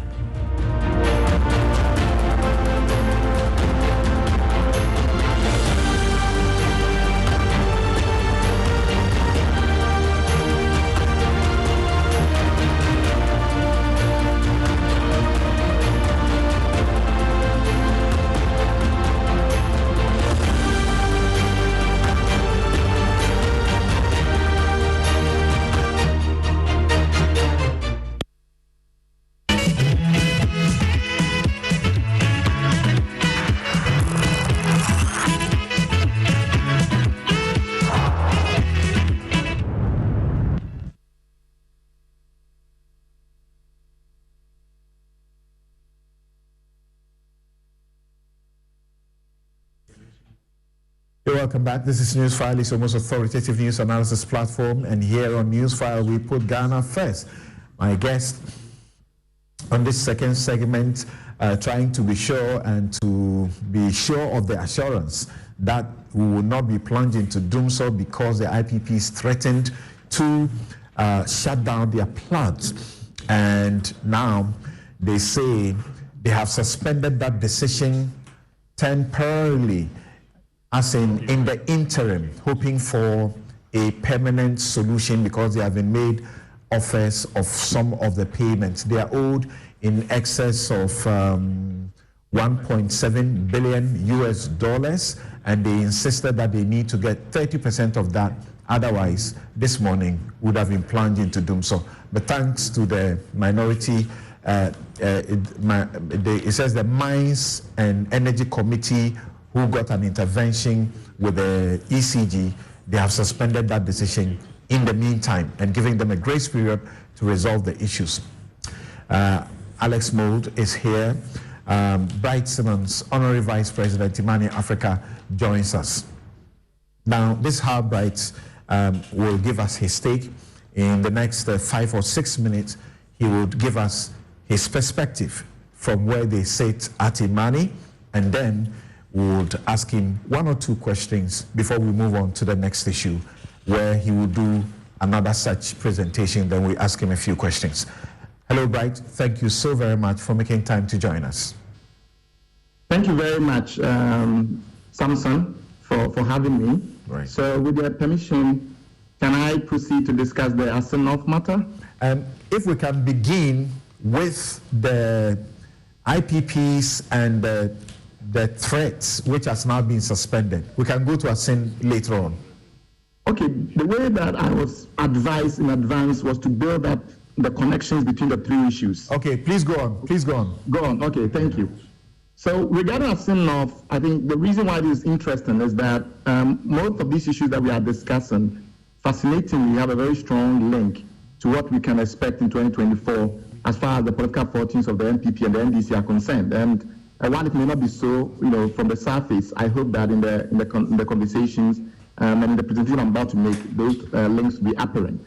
The question is, of course, 2024 might present us with a reset. And the issue is pretty simple. Each of the parties have had 16 years now in the Fourth Republic, or at the very least by 2024, they will have had 16 years each. And we've had these 8-year cycles. Now, the question that is on everybody's mind is whether that 8-year cycle thing is cast in stone or is due for a reset. We also have, of course, the very interesting situation of a former president returning. And that leads us to the question around how do we use the limited data we have of the 2 by-elections? And of course, that's a very small sample, and small samples are not often very useful for extrapolating to broader consequences. But that notwithstanding, we have enough information from the 2 by-elections to begin to build a kind of model. So we start off with Kumaru, and what you see from Kumaru on the screen is basically the 2016 election results and the 2020 election results. And that gives you a sense of what is the core base of each party. The information that is on the screen gives you a sense of what traditionally the NPP is able to secure in terms of votes. And you see that, right. Forgive me, but I understand that you are sharing your screen so that we can all see it in bold print. Is that it? Yes, that's what I'm doing. Okay, thank you. Please go on. Okay, so in essence, the NPP has roughly 22,000 thereabout. If you do a projection over time, you look at, I'm only showing a few results because I don't have time. But if you do an analysis from 1996 onwards, you get a sense that the NPP's base, if you project it to today, is roughly in the region of about 22,000, versus the NPP base, which is something in the region of 3,500 to 4,000. So that's what is interesting. What is the core base? And then what swing dynamics you can look at from election to election. What was interesting in the case of the 2020 elections was that the NPP core was split because you had an insurgent from within the party, somebody from within the party who went independent. The truth of the matter is that that person was an NPP person through and through. And most of the people that will have gone with him in that split moment were NPP people. So in essence, you have an NPP core base that has been split into two. And now we have a situation where in the latest by-election results, those NPP people that have gone to the independent candidate appear not to have voted, or we can assume that maybe they voted for someone else. The reason why we cannot assume that they voted for someone else is to look at the raw numbers. When you look at what the NPP candidate got, the NPP candidate got votes that were significantly lower from the usual trend of NPP votes. He lost about 7,000 of the core voters. You might argue that, well, that was a by-election, and typically by-elections have lower turnout. The truth is that it's not true that consistently by-elections have lower turnout. Sometimes they have lower turnout, sometimes they don't. The second issue is that even if you make provision for the possibility that some people did not vote because it's a by-election, you have to then account for why the NDC vote remained within the NDC long-term trend. So it's essentially how come NDC voters are not affected by the notion that it's a by-election and therefore usually turnout is smaller. Of course, overall turnout was not very encouraging, but that is easily and better explained by the fact that NPP voters more likely stayed home than NDC voters. And that fact is very significant because it shows that the NPP is losing some members of its core base, and that the NDC is maintaining a steady core base. When it comes to the swing voters, it's not too apparent from this particular by-election, but that important fact that you had a certain trend over a number of years within Kumewu in terms of how many people can be described as being forming part of the NPP core base. And then in this by-election, it turns out that a good number of them did not vote. We go into that same north, and it's the same analysis. You look at the vote pattern from 1996, and it gives you a sense of what is the core base of the NPP versus the NDC. But here, the difference is that it's a swing vote, a swing constituency. It's a place where both parties have in the past won elections. So that gives you an interesting dynamic around how will swing voters potentially behave in this election. And why is that important? I'll come to that in a second. What you do see, though, is that the NPP called votes have remained steady around the 15,000, 16,000 over the last couple of years. In the by-election, first, you have a very high turnout compared to the Kumawu by-election. That high turnout shows that the winning candidate managed not only to bring to the vote their core constituency, but they also brought the swing voters out. So that's an important point. The second thing that you also notice is that the NPP actually saw a slight reduction in their core base, and the NDC remained stable.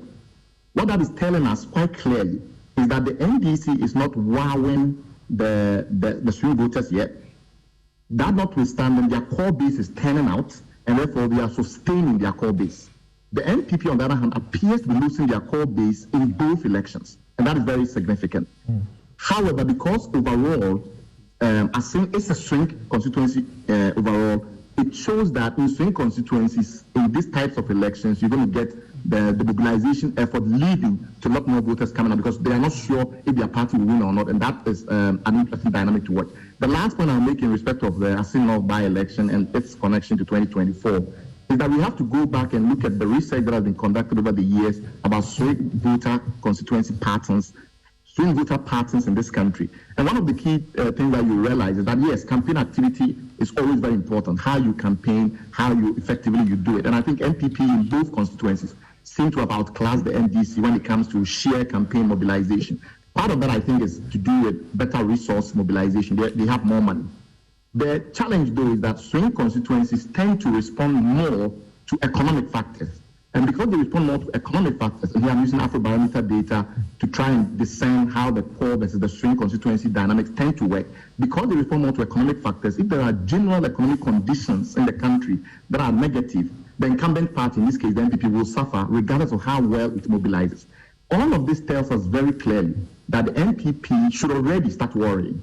The trends that are coming up from the two by-elections are not too favorable, and some of that may be linked with massive disgruntlement and their grassroots, and to some extent the economic factors that are prevailing in the country. But I think the number one issue is that NPP, the strong core of the NPP, is beginning to waver. One reason being that NPP constituencies, over time, NPP has benefited more from the swing voting constituency in this country more than the NDC. So in those circumstances, as we have in the coming elections, where economic situations mean that swing voters are more concerned or are more anxious, the NPP might suffer a bit more than the NDC. That's a very interesting examination there, and a perspective that you have brought to bear on this. A perspective that I think many have not paid attention. There have been pollsters who have predicted, very terribly the outcome of the Asin North by-election. But this is a very, clear departure from that way of examining the issue. So I don't have a question for you on that. I need us to move on and to get to if we can address the matter of the IPPs and the ECG, what your views are on that first. But before that, let me just share some of the messages with some of our viewers on the first issue of Asin North with you. Jay Glyph, you may want to say something about that. Jay Glyph says, Ejapa Mensah on the altar of politics claims that proof of intention is immaterial in establishing perjury. This is shocking. State versus harm settled any doubt on the need to establish intention of deliberate knowledge of falsehood of the statement made. Ben Chase says the NPP is living in a fool's paradise. The Asin North result is a referendum on the Akufo-Addo-Bawumia government. Don Dream says, I love the people of Asin North. They spoke boldly, talked hard. They took the money, chopped it, and voted against them. The politicians must be spoken to very strongly through elections. They must be punished when they don't do our bidding. Then, when they don't do our bidding, then Gavivina says, it is the real reflection of the anger of the people. NPP and Akufo-Addo have no ideas. The temperature of hardship in the country, their own plan now is to steal more money through corruption, thinking of spreading money, and will win them 2024 elections. And then A. Nyema says, what we are missing is that Assin North election is a glimpse of the power of the people versus the court. Thus, a revolt by the people always temporarily discards the law and imposes the will of the people, which should never be ignored. And this one doesn't identify himself, says that if Jatiku Singh were an NPP member, the prosecution he is suffering and all that he has suffered, he would never have encountered them. And I agree with that. If Jatiku Singh was in the NPP, he would never be standing trial. In the same way, if Jatiku Singh was NDC and NPP was in power, he will be was NPP and NDC was in power, he will be prosecuted. That's funny how our politics works. Yes, you have anything to say about the comment before you move to your next issue? Because I don't have a question for you for Assin North.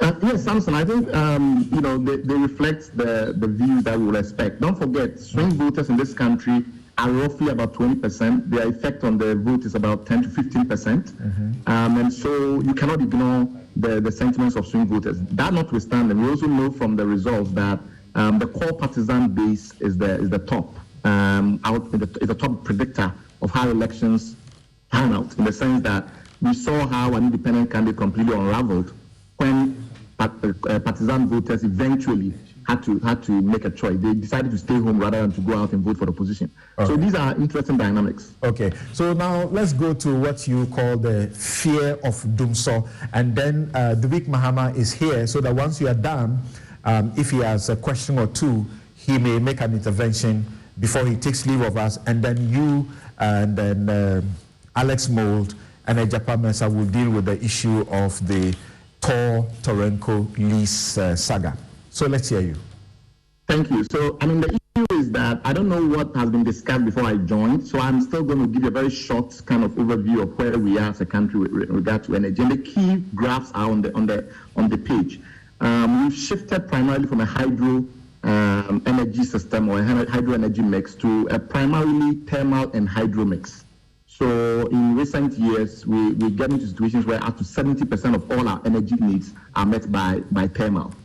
The other important fact, what the graph is showing is that until sometime around 1997, 1998, almost all the power in this country was generated by hydro, basically Akusumbo and Akuse dams, and now we have Bui. That's right. Then over time, we started to use more gas, LPO, and different types of liquid fuels to try LCO and different types of different types of thermal fuels to try and shift and diversify and improve the resilience. The interesting thing is that when that happened, private investment became much more important for simple reasons. Most private companies don't really like the hydro space. So there are not many places in the world where you see a lot of private investment into hydro. Thermal is much more modular, easier to modulate your output depending on how things are turning out, etc., etc. In simple terms, we now have a situation where the private sector is almost responsible for about half of total production, almost half. And that has also meant, so we had a time in the early 2000s where VRA, for instance, was responsible for almost 90-something%, either directly or through joint ventures. And now we have a situation where private companies are putting a lot of money into our power sector. So that is basically the context we find ourselves in. The second important context, and I also don't know how much of this has been discussed, but seeing the eminence of your guest, I presume they've delved into this already. But we've had situations where reforms keep failing.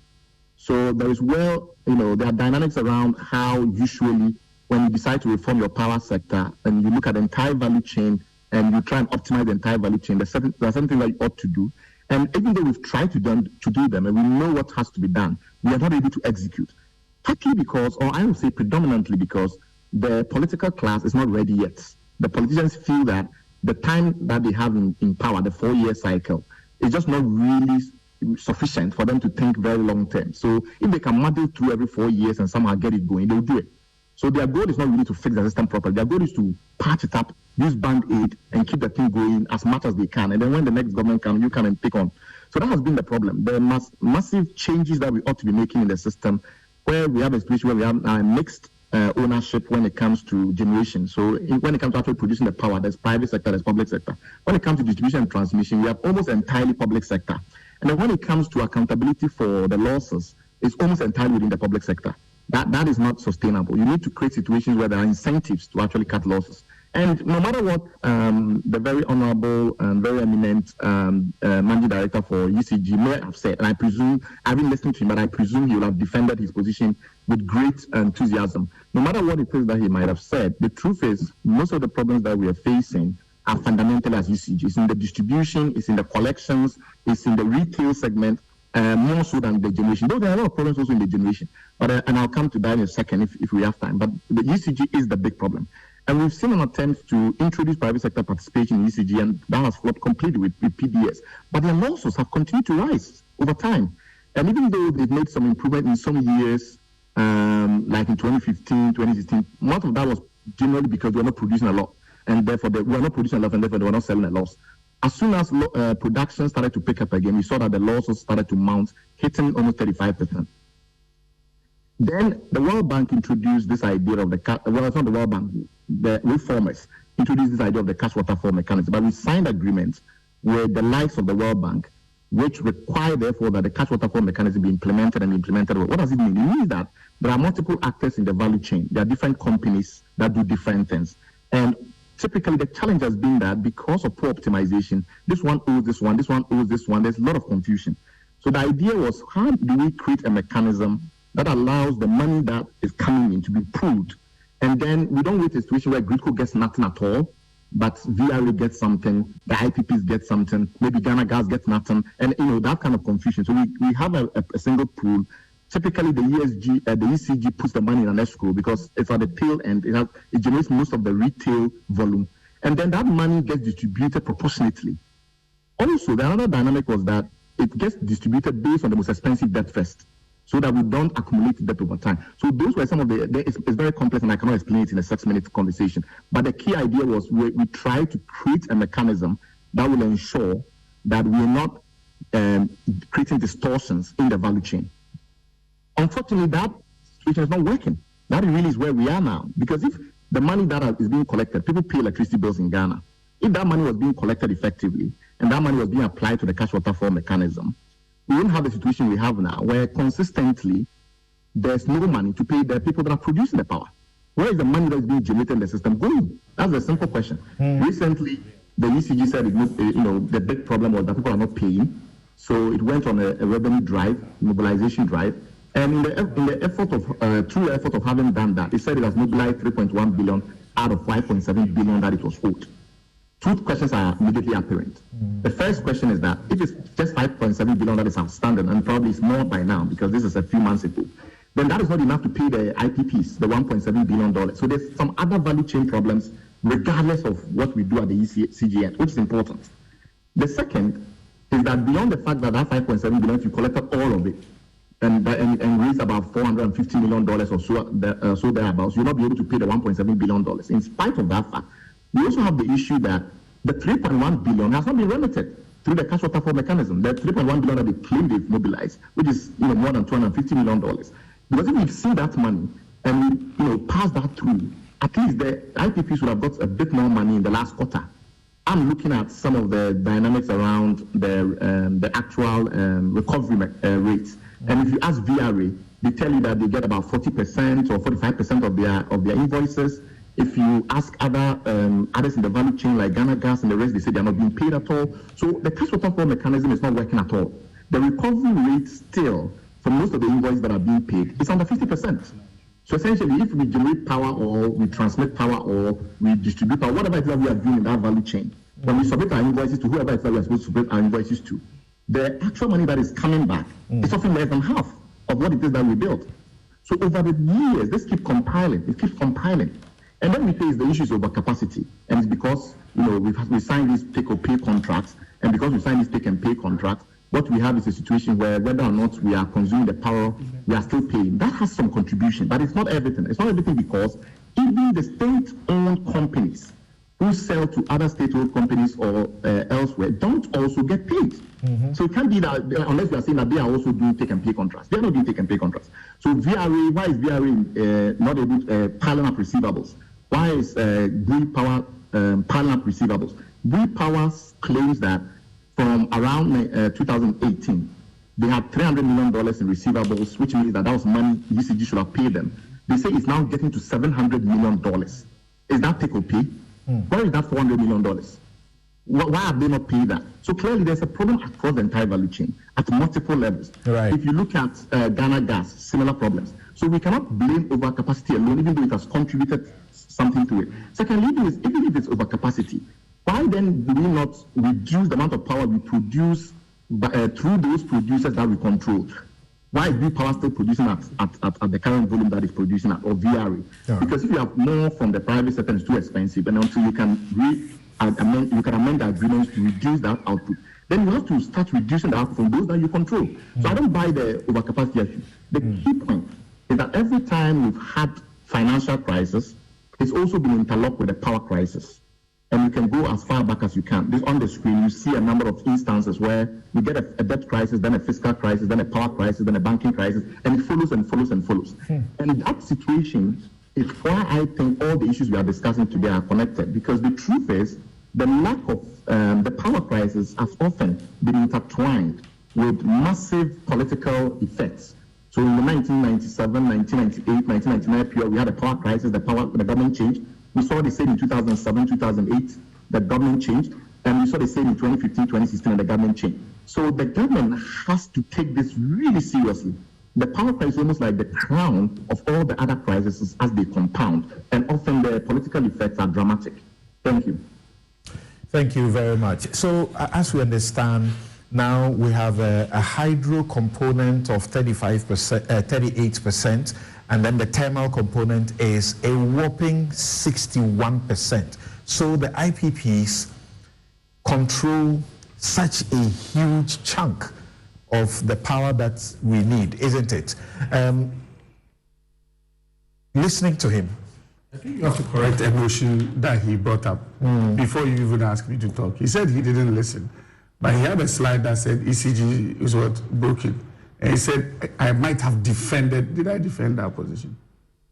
I didn't. Okay. You actually agree with him? Look, is he still on? Yeah, he's on. I've never met him before. But my first question to him is, did he call me to ask my opinion? Did he, by any way, interact with us at ECG? He's speaking to the data. Yeah, but you see, sometimes data has certain components of it that will not be shared. Imani works with ASEP and all of the others that you deal with. So together... ASEP hasn't spoken to me. I said something earlier. I am so approachable to a fault that whatever information you need for you to get to a certain conclusion, I am available for it. So that's a minor point. Yes. So if you see the 3.1, there's a structure to every stupidity, or there's a structure to every madness. 3.1 billion. This was the same vein where we've had so many conversations about it. 70 million of that party, there was a planned shutdown. That didn't happen. Okay? There was a maintenance job that was going on by one of our parties within the food chain. So there was going to be a shortage in fuel. So when you sit in a certain chair, there's the good way to do things, and there's the very operational way to do things, and there's a social impact and a financial impact. I started by telling you that. Yes, right. You are caught with having power plants sitting down but not having fuel because there was no proper planning. So because of that, what do? Do you have to go ahead and pay people what they are due so that the cost of unsold energy in this country is one of our big problems? Because energy you sold that you are not recovering, that gap, if that gap is closed, I must admit, yes, they didn't see that 3.1. But again, that was another conversation I had with the Chamber of IPPs yesterday. I said, none of you bothered to come to me on that issue of the revenue mobilization. Even the Parliamentary Select Committee, nobody has actually even bothered, but everybody keeps churning out figures. Everybody keeps saying something. So that's a good point to bring in the question I was bringing to. That is it, so starting with Bright, is it even feasible? Is it something we can contemplate that the IPPs can collectively shut down over debt? Is it possible? Yeah, of course. They have to give you 61% thermal, that's what we are consuming now, and 38% hydro, which means now we are basically thermal driven, so to speak. Yes, Bright. Yes. I think first point is that the CEO of ECG has also not reached out. I don't know why he thinks we are the only ones who must reach out. It's a community, right? It's a community. We all say we are interested in Ghana's well-being. So if he thinks he has information that will enhance the analysis of those people that do analysis for public consumption, he can also reach out to them and say, look, I know you are stakeholders in this environment. I don't have time to reach everyone. You often do that for public education. So because you do public education, I want to make sure that you are aware and you are fully armed with all the facts. And you can convene and you can reach out, and he also not done it. Okay. So I will also say that he's never reached me before. I've never met him before. He's never sent me a I think that's a minor reference. So can we? Okay, I know. But I thought it was important that it's not, the impression is not created that we are, somehow trying to undermine his goals and his vision. Right. The second thing is that yes, the IPPs, if they were to shut down, and they could shut down on the basis of force majeure, which people are forgetting. They can simply say they don't have money to operate, and nothing in their contracts can stop them if they just literally run out of money to operate. Yes. So force majeure is one area in which people are not paying attention. The second thing is that if the IPPs want to turn off their power plants because of contractual breaches, then they don't have a case, because the contractual breach, the mechanism for dealing with contractual breaches is different. Right? The mechanism for dealing with contractual breaches run the call on the guarantee for all the other mediation clauses, etc., to be responded to, and the likes of it. So if they are if the reason why they wanted to turn it off, they wanted to turn on off the plans, was because of contractual breaches, then they might have some legal challenges.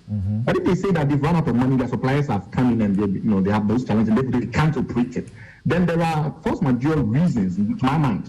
And of course, lawyers may disagree whether or not, not being paid and therefore not having money to run the machine is a force majeure incident. But we should not underestimate that. So those are my initial comments. One being that we have to have a sense in which public education is the commitment of all of us, not just some people. And then we have to reach out to state bodies and public agencies if we want information. The second thing is that, yes, there are legal constraints on the ability of the IPPs to just simply hop out of agreements if they are not happy, because there are processes in their contracts, the power purchase agreement, another contract that require them to fill a certain path. But the critical matter is that if they cannot operate because they don't have money, you cannot force a company to continue to sell something that they can't produce because they don't have money, because you're not paying them.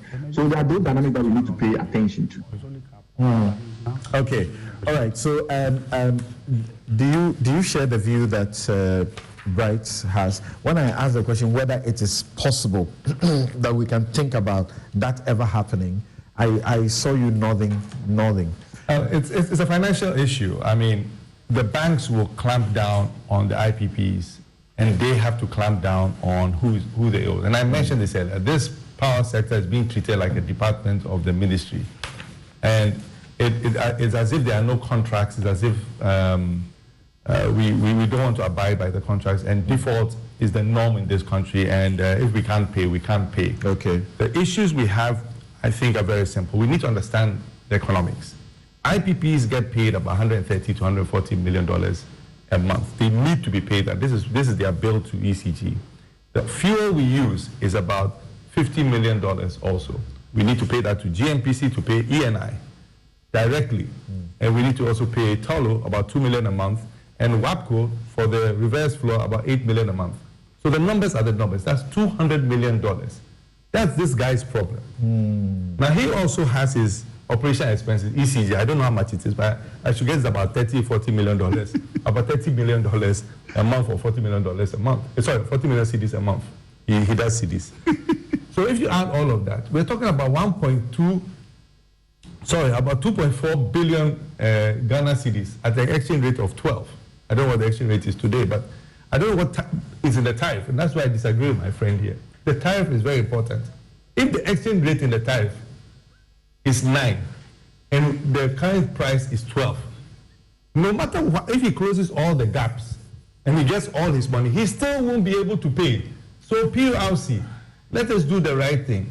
If we want to charge the citizens less than what is supposed to be charged, government should subsidize it and put it in the budget. The problem we have is he's only collecting 200 million cedis a week. That's 800 million cedis a month. He should be collecting at least 2.6 billion. He should more than double what he's collecting. And he's nowhere near there. So this problem is not going anywhere. And if I am a financial person who have supported the IPPs, I will pull the plug because government has to do the right thing. Okay, that's why Mahama needs all the help that he can get from all of us. Can I say something? Yes. You mean this Mahama? Yes. Okay. So he needs to say something briefly, and then he will take leave of us, and then we'll get to Torenko. And Torenko, that smells like a PDF to some of our PDS, to some of our civil society who have studied the situation. Yes, so I understand. Bright was saying they can shut down on the basis of, force majeure. I don't know it to be force majeure, whether it to be frustration as a legal principle. Yes. But there is no contract that will force you to keep, the power on when the money you need to keep it on is not there. Yeah. So I've heard those who are arguing that because of their contract, they can never shut down. It doesn't work that way. Yes. So nobody will say, the thing is that you cannot be forced to be in a contract that you don't even want to be in the first place. That's the thing by law.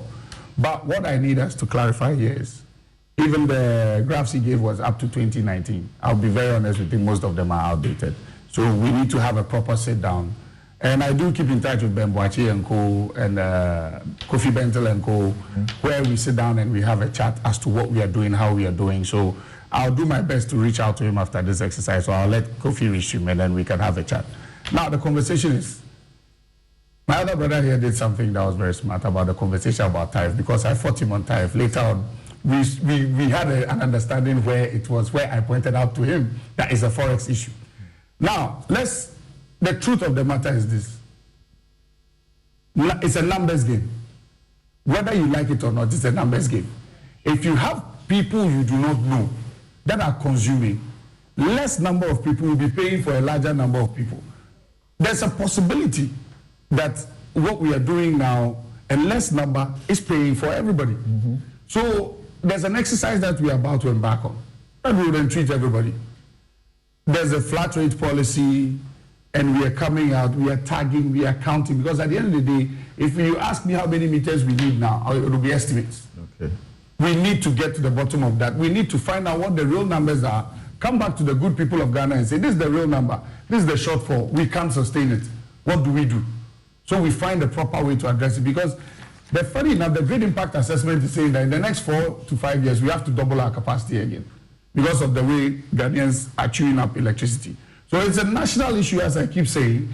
We need to sit down, look at what we have now, how to better what we have, find out why people are not paying, put them on these flat rates, and close the gap. Again, I'll repeat, it's operational, and everybody should help us, because we will be coming. Yeah. The easy way is that they have been increasing tariffs because of that. Explain this to me. My layman, I don't understand. When we say we are paying for excess, capacity, is it? And yet we are lacking. I don't understand that. It's confusing, and like I said, nobody has brought out the numbers to show who has actually been paid this excess capacity. They bring to us and say, we pay for fuel, we pay for that. If you use fuel, it's not excess capacity, you've used the thing. So all we want government to do is come out clean. The other thing is, the cash waterfall mechanism is a black box. It's just like how you make sausages. Nobody knows what goes into it. Nobody, even this young man sitting here, he doesn't know what goes into it. And if we don't have a mechanism that is fair to all the players in this sector, how will a bank finance you? And when we're talking about take or pay, no financial institution is going to finance an IPP $350 million without a surety that they will be paid back. And that is why you have take or pay. So when the government comes out to say that we are cancelling the take or pay, it's rhetoric. They don't know what they are talking about. All right. Take or pay is important. We do. However, they may have too many plans they have signed up. Remember, we have to go to Torenko now. So thank you very much, and thank you, Dubik Mahama. Frank Anderson Jr. says that you are doing a good job, and if we had just 10 of your kind, Ghanaian SOEs will be doing very well. However, he says stakeholders need not speak to Mahama to obtain information. It is in his own interest and intrinsic of good governance to publish periodic information as part of his responsibility as a public servant. He's a busy man and shouldn't expect every stakeholder to reach out for information. Thank you very much. Now, Bright, we go back to Bright, and then we start the discussion on Torenko with Bright Simmons. As you heard in my introduction, if you are just joining us and you missed the point on that, as you heard in my introduction, the Tema Oil Refinery, basically government, is seeking the approval of the PPA, that's the Public Procurement Authority, to lease its production assets to private company. The company is known as Torenko. Torenko is said to have no track record in the petroleum or refinery industry. It was formed only in January, as ASEP tells us, and it is fronted by people in government or associated with the government, and it is supposed to do this, take over this state asset and do the refinery. If it does, it is going to be paying an annual rent to the to TOR in a little in excess of $13 million US dollars. It is supposed to, as it were, invest $22 million to revamp the refinery to be able to do this 6 years contract that it is seeking. Well, the government or TOR says this is a good thing that they are in and trying to get, but they have not clenched it yet. ASEP and Imani cry smoke and mirrors. And as I said earlier, the deal appears to remind them of PDS. So how do we know the truth? So we want to examine the red flags that have been raised by these CSOs. We start with Bright Simmons. Hello, Bright. Thank you, Samson. Not to litigate the ECG issue, but we have to leave your viewers under no confusion. Over the last couple of months, in the last couple of years, the situation as far as ECG's ability to remit back into the cash waterfall mechanism so everybody else can get paid has been getting worse. How much they're actually putting in, how much invoices are being paid have been getting worse. We have situations where in some months they don't even remit 25% of invoice value. So that is the facts. Okay, respect of TOR, we have to, like usual, start with some framing, some contextual framing, some context. So we start off with the history of TOR itself. And TOR was set up in the 1960s, 1963. And at that time, Ghana didn't have capacity in this area. So foreign investors from Italy, primarily the same company that today is called UNI or NE, came over, and the government allowed them on a strategic basis to set up the refinery, own it and operate it. So at that time, TOR was 100% owned by foreign investors in Ghana in 1963. In the 1970s, as you know, we tried to revamp incrementism and other such, national ideological projects. And one of the things that we thought was important was that the government has to own critical industries. So in the middle of 1970, we started that process. By 1977, TOR had more or less been nationalized, and the government of Ghana now owned it. Most of the problems then started because obviously if you don't have the working capital, you don't have the technology capacity, you're going to begin to start having challenges. And by 1989, there have been more of shutdowns and number of problems, so the government began a reform program and renamed the Tema Oil Refinery in 1991. And then since then, there's been an attempt to try and fix those problems. Those problems manifest primarily in the area of money to actually operate the refinery, money to buy crude, and technical capacity to ensure that we are maintaining efficiency in production. We put in some crude oil, we get out the right amount of refined products that we are looking for to do. So we started to borrow money to try and achieve this. And in the 1990s, we went to South Korea. We got about $200 million. That allowed us to expand the capacity a little bit to about 45,000 barrels. We then went, after the government lost power, the new government also, because TOR is a recurring problem, attempted to fix the issues and went back to the South Koreans because we knew them. Samsung came on board. We managed to get export tax credit and the export credit and the likes in South Korea. And we spent another $230 million roughly revamping the CDU and building a new model that allows you to extract some of the refined items that sometimes TOR doesn't generate well enough. By the time this new government came in and started this latest attempt to revamp the refinery, the debt build-up was around $300 million. So in 2003, they introduced a special levy to try and clear the debt. And in trying to clear that debt, they created conditions in which, to my mind, we postpone some of the solutions that we ought to have implemented from the outset. And one of them is that we have a situation where that refinery, to a certain extent, is not efficient by design. And so even when we spent all that money that I mentioned to you in the early 2000s to try and reform it and to revamp it, plant utilization, how much of the entire plant's capacity is being utilized. So if, for instance, the plant can generate 100 gallons of petrol, it normally does a lot more aviation fuel and things like that, but let's assume it's petrol. If it's 100 gallons of petrol, in actual fact, because of all manner of reasons, it will be doing maybe 20. Some of that could be due to the fact that they don't have crude, etc., but a lot of the times also because of technical capacity itself.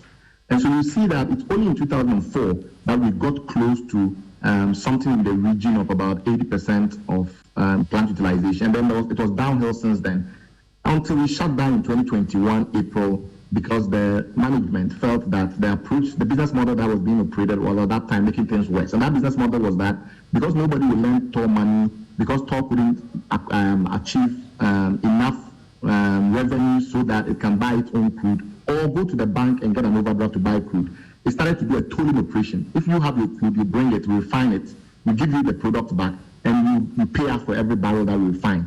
The problem was that sometimes, when they refine it, the promised amount of refined output is not what they generate, and so they begin to build new set of losses.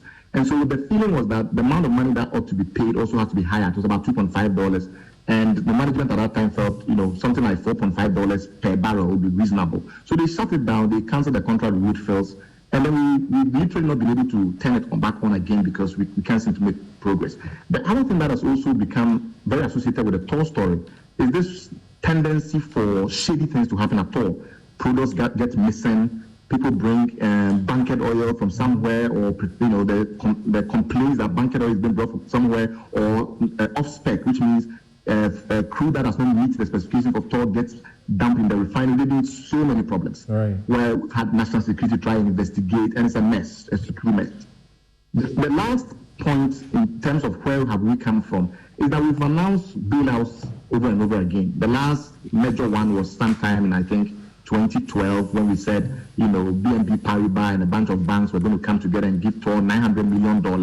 But pay attention to the numbers I'm mentioning, because all the time I'm mentioning these numbers for a reason. It gives you a sense of the scale of the problem, given what others have looked at and what they felt, was required in terms of money to try and fix the problem. So last time they said, okay, $900 million was going to come in, and that was going to give TOR a lease of life. In simple terms, TOR's problems are primarily twofold. It's very broke and it's very untrusted for all the reasons that I have discussed. We've spent in the last couple of years, maybe the last less than a decade, we've generated almost $1 billion in various levies, from the original TOR levy to the component in the ESLA, the energy sector levy that we now dedicate to TOR. We've generated over $1 billion. All of those taxes, instead of going to TOR directly to clear the debt, expand the refinery, introduce management reform so the government stops appointing cronies whenever it feels like, having a truly independent board by either passing regulations that literally prevent the president from intervening and prevent ministers from intervening. We refuse to do any of those things, right? So what has happened is that everybody doesn't trust TOR. This Ghana Commercial Bank nearly collapsed because of TOR. The government had to find $300 million and bail Ghana Commercial Bank out a decade ago. We have a situation where fundamentally, therefore, TOR is not trusted by anyone. Now, the question that you must ask is, will the Toronto deal address those two fundamental issues? The fact that the refinery is broke and perpetually broke, and two, the fact that nobody respects and trusts the refinery. Here is where we have a challenge there. We think that because they went about this the wrong way, using single sourcing, not ensuring transparency, not doing international competitive tendering, the fact that the promoters behind it are not well known in the energy financing and operation space. They may have done other things elsewhere, but they're not very well known in the industry. And typically when you're doing an SPV, it's the people behind the SPV that matter, because the SPV is just a shell company. So every focus is on who is the one promoting that SPV. And none of the people that are, really found out are behind it have that level of trust in the industry as major operators. Thirdly, where they say they will get the crude from brings up all the issues that I've discussed about shady crude being brought to TOR in the past. We have a company called Pontus Trading. Our initial due diligence suggests that Pontus Trading has big issues in Sri Lanka. Some affiliate of it appears to be evading U.S. sanctions. There's a lot of murkiness about Pontus Trading, which they've not come out to be able to explain properly to anybody who's doing due diligence now. And there's a number of due diligence processes that are ongoing, none of which have been very favorable. The last bit, which is very important, is that the capital sources are not clear. I mean, if you're doing an SPV, your ability to raise money is important. And the way we've looked into things, the government has proposed a company called Legacy Capital as potential source of money. When we do our limited due diligence, it turns out that this company has been accused of having, or that he's the founder of this company, has been accused of having links with the Russian mafia. Too much mechanism.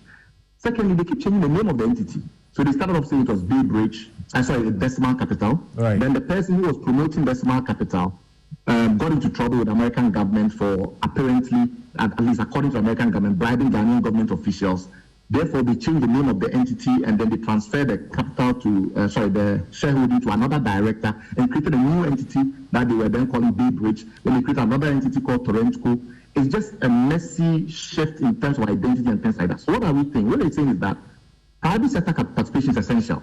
Where TOR is now, with Central Refinery about to come on board with 120,000 barrels, it would be, a miracle if TOR survives. But if it's to survive, it's going to require private sector participation. We don't dispute that. So on that leg of the strategy, we agree with the government and with the TOR board and management. Also, we don't run the TOR board and management, right? We don't run TOR. If the board and management says this is their best they're going to get, we have to give them some benefit of the doubt. But here are our issues. One, you need more trustworthy consulting partners, people that are known. They've mentioned Vitol. When we've checked, Vitol have said we don't have a contract with them. We've not decided anything yet. We are just waiting to see. That is not very reassuring. The source of working capital has to be better identified, so we don't have situations where people use, sanction money and things like that to come in, because that will worsen TOR's reputational issues. The amount that they say they're going to spend to revamp the refinery, $22 million, seems completely at odds with everything we've been taught about TOR in the past. So why do they believe that $22 million will be enough?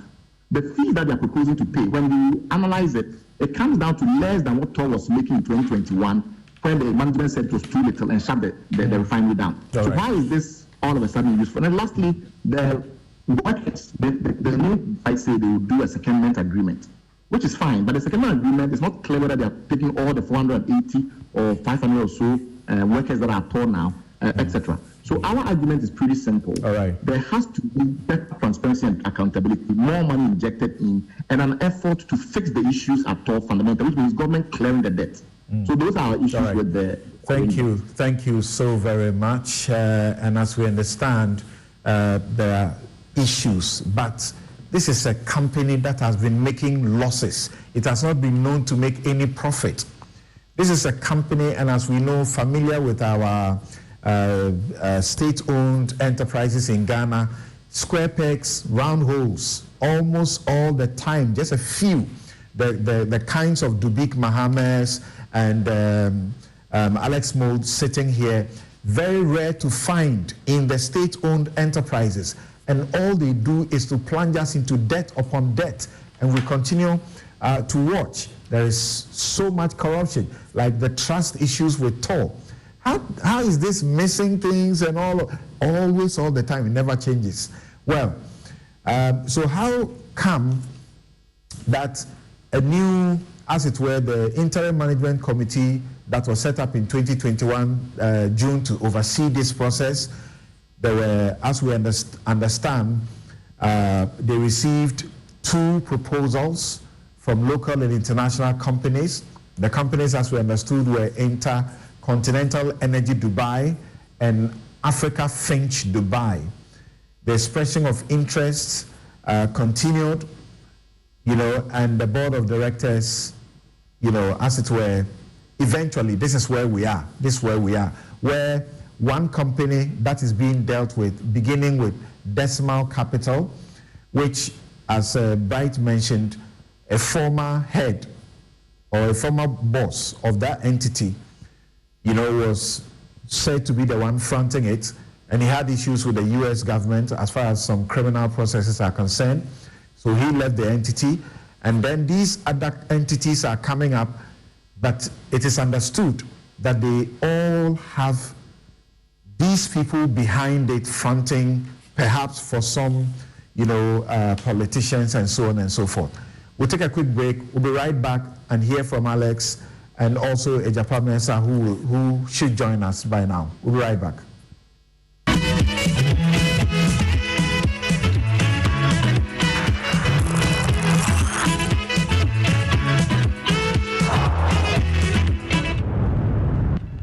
Joy News, your most credible news source, is available on digital TV, Multi TV, DSTV channel 421, GoTV channel 144, and also streaming on myjoyonline.com.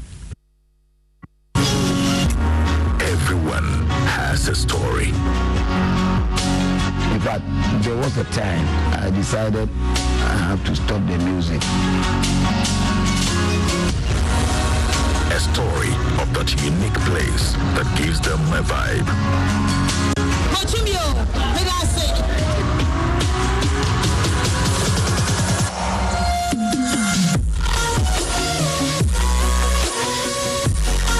It's a spiritual moment for me whenever I have to record music, because whenever the place is dark, I feel I'm in the studio alone, even without the producer.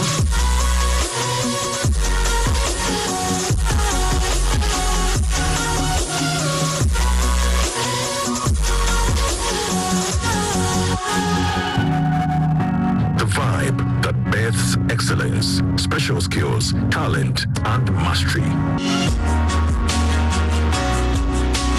Welcome to E-Vibes with Becky on the channel.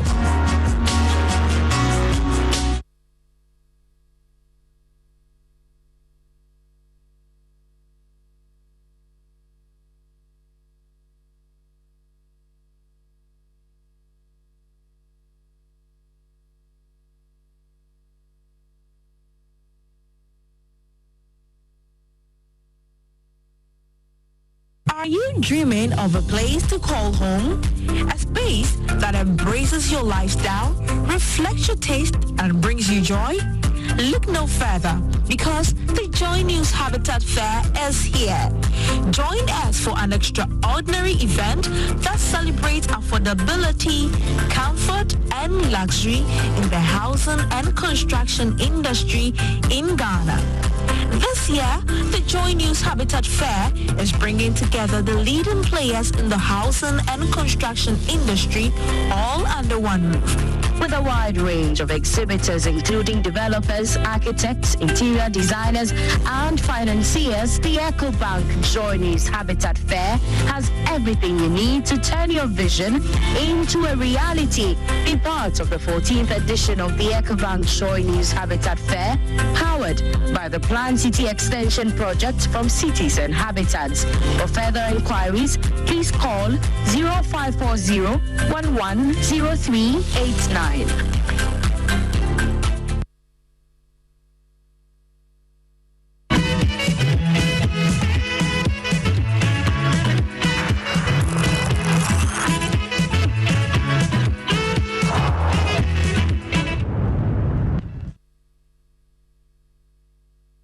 You're welcome back. This is Newsfile. It's your most authoritative news analysis platform. And here on Newsfile, we put Ghana first.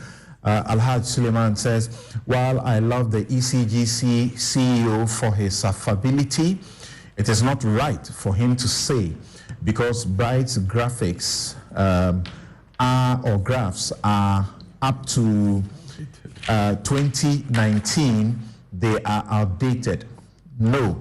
In statistics and analysis, 2 time points are a good basis to project into the future and even back project into the past. Bright has shown over 10 time points in his analysis. Alhaj Suleiman, thanks for your message. Do Hoto says, I wish all CEOs and directors of SOEs will be truthful like the managing director of ECG, Mr. Mahama. He admits the ECG has problems and is putting in measures to address them. We are seeing improvement. Kudos to Mr. Mahama. Desmond Israel says the interaction between Alex Mould and the new ECG head is the kind of interaction we need to grow this country. I confess, I was sitting here and I couldn't help but admire, the camaraderie between the two of them and how they went about dealing with the facts. Desmond Israel, you said that. Samuel Lamptey says, I like the new CEO, ECG MD. Looks like he's genuinely working hard and needs all our support to improve things at the company. Such an admirable interaction between him and Mr. Alex Mould. Lovely stuff. Then at King Gauss 77, the ECG MD, Mahama, is really a solid guy. For what meets the eye, the man is up to the task. I pray he succeeds. No unnecessary politics. And finally, Honorable Edu Tete says, this ECG man is the only one I have seen speak about issues without politicizing. He looks better, serious, and ready to serve. A leader that is worth his leadership. All right, all of you, thank you so very much. So somehow they abandoned the issues and they're looking at the two of you and how you were, interacting and praising, because when you do right, we see. So what do you say about this Torenko deal for the toll? Well, Samson, something has to be very clear, and we'll get back to this. I'm going to make a statement, and it's that most badly managed or politically controlled SOEs that have weak managements, CEOs and boards, are drawn into certain transactions that extract value for certain individuals who have huge influence in governments at the highest level. This is state capture. We saw it in PDS. We've seen it in different transactions making, and this is the latest. We saw it in gold for oil as well, and we are seeing it in this Torenko transaction. Now, anybody who has done refinery economics before knows that the value of your products that you produce from the crude oil has to be far higher than the cost of the crude oil, and your operating costs, your consumption and losses in the refinery.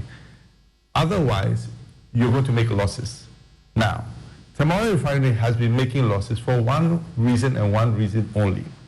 Its consumption and losses, which should be less than 5%, far exceed 12 to 14%.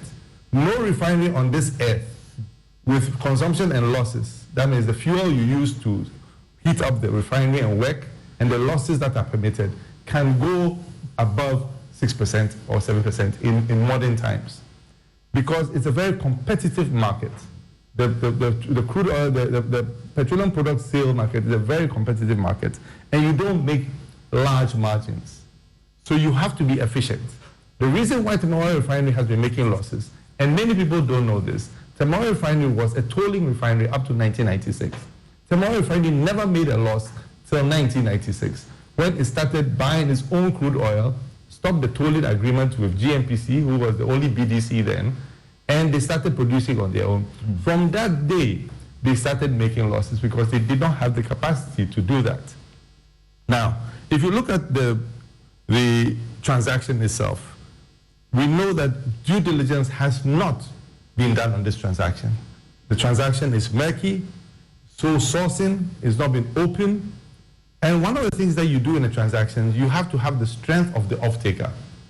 They have to have the credit worthiness to be able to pay when you produce the product. You also have to have the financial backing to be able to buy the crude oil. You also have to have an understanding of the Tema Oil Refinery operations and its losses. Now, the biggest issue in Tema Oil Refinery right now is the operations. Tema Oil Refinery will start and shut down within a few days. It takes 48 hours and fuel. That costs a lot of money to start up the refinery again.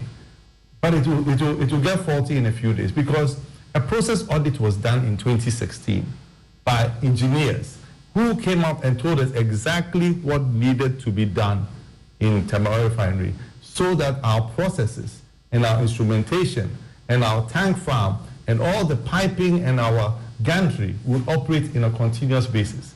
We have not spent that money. It's going to take us $300 to $500 million to get Tema Oil Refinery in a position where it will make the refinery make profits. Now, looking at this deal, I just saw $22 million they wanted to spend. In this refinery, where did they get that number from? That's why I say the due diligence has not been done. This transaction is just an extraction transaction to extract some value, bring in crude oil at high prices, and make losses at Tema Oil Refinery without Tema Oil Refinery getting better. We want a partner that is going to make Tema Oil Refinery better. That is going to make our refinery be able to work continuously. Refineries work continuously for 18 months before they shut down. Yes, there will be some hiccups here and there. But if a refinery doesn't work continuously, it's going to make losses. So my thing is that due diligence has not been done. I heard Bright saying that private sector participation undoubtedly and undisputedly is going to happen. And I think, yes, it's going to happen because I don't know where government is going to get $300 to $500 million from taxpayers' money, because no bank is going to finance this if there's no skin in the game. If the government doesn't put money in, no financial institution is going to finance it. The financial institutions may finance the financing of the working capital, which includes crude oil and the money needed to pay workers and other things on these operations. But the money that is going to be used to revamp the Tema Oil Refinery has to come from equity holders. Government may, and the reason why it hasn't happened is the government hasn't been able to get $300 or $500 million to inject it to Tema Oil Refinery. And they have to make a decision. When I mentioned it the other day, somebody said, I said we should privatize Tema Oil Refinery.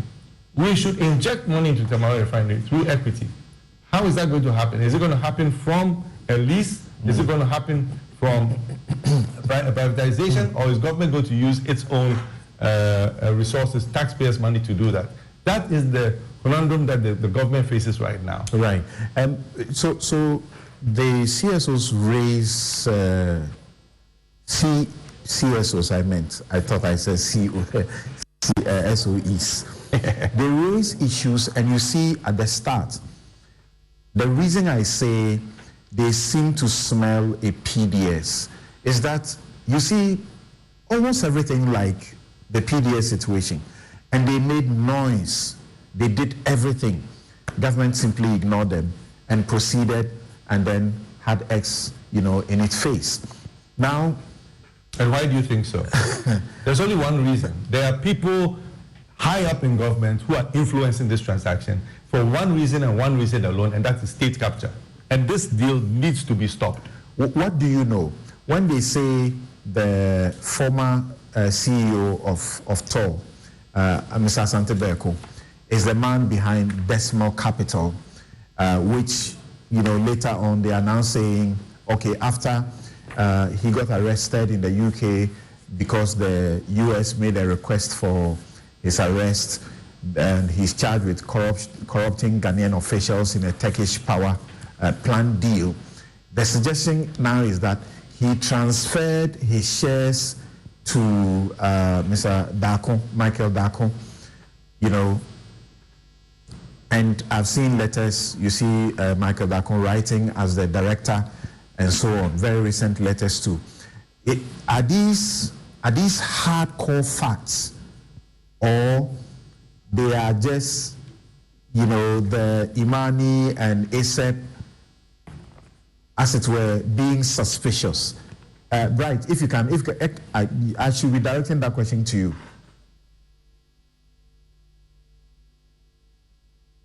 Hello, Bright. Hello. Yes. Samson, sorry for that. So, no, it's fact because it's been admitted by the board of Tanoe Refinery. The board and management have confirmed those facts. So, have you also been able to confirm for a fact that they cannot get what is required? What you talk about, what's the fund again? The need to be assured of the money that they need to invest. How do you confirm that, you know, they don't have it?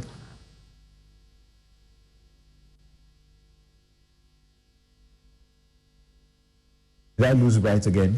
Sorry, because there have been due diligence efforts to try and establish the source of funding, which have not been successful. And we know that because obviously we have our sources within TOR.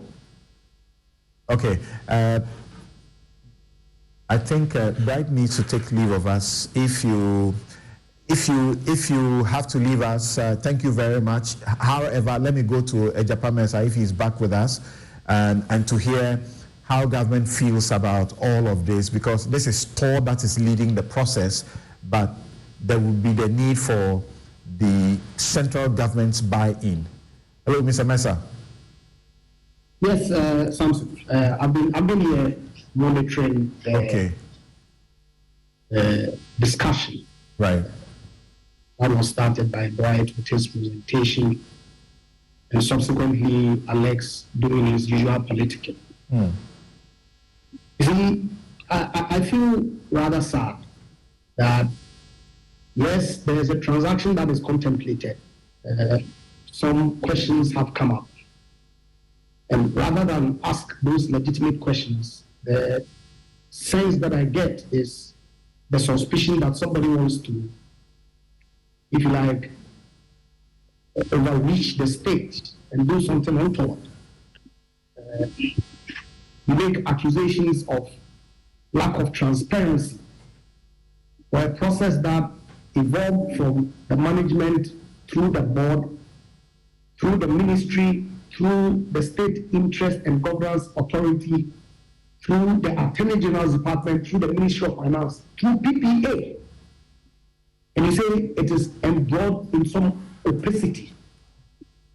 When all these state institutions have had a say or a look at the entirety of the process. Why would actors of state, for example, want to take over an asset that, from the presentation that we made by Bright and the politicking by Alex Moore, is a loss-making entity? Well, why would anybody want to take over that? And yet, the conclusion is that, yes, a private sector participation would be required. Was the equity conversation that Alex introduced? Where is the government of Ghana going to get the money to invest in TOR, which has all the leakages that we know has been associated with the entity for all these years? I read a statement by one of the CSOs, and the conclusion was really apt, that we all say we want Ghanaian participation in our development space, in our economic environment. Yet, when a Ghanaian puts up a proposal that goes through due process and some traction, then everybody raises a question about the political connection of individuals that are involved. It's really sad.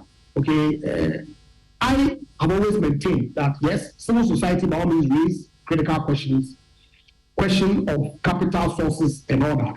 It's exactly the work that the board of management did, that they submitted through the Ministry of Energy to State Interest and Governance Authority, which by law is the shareholder of TOR, to evaluate and take a decision.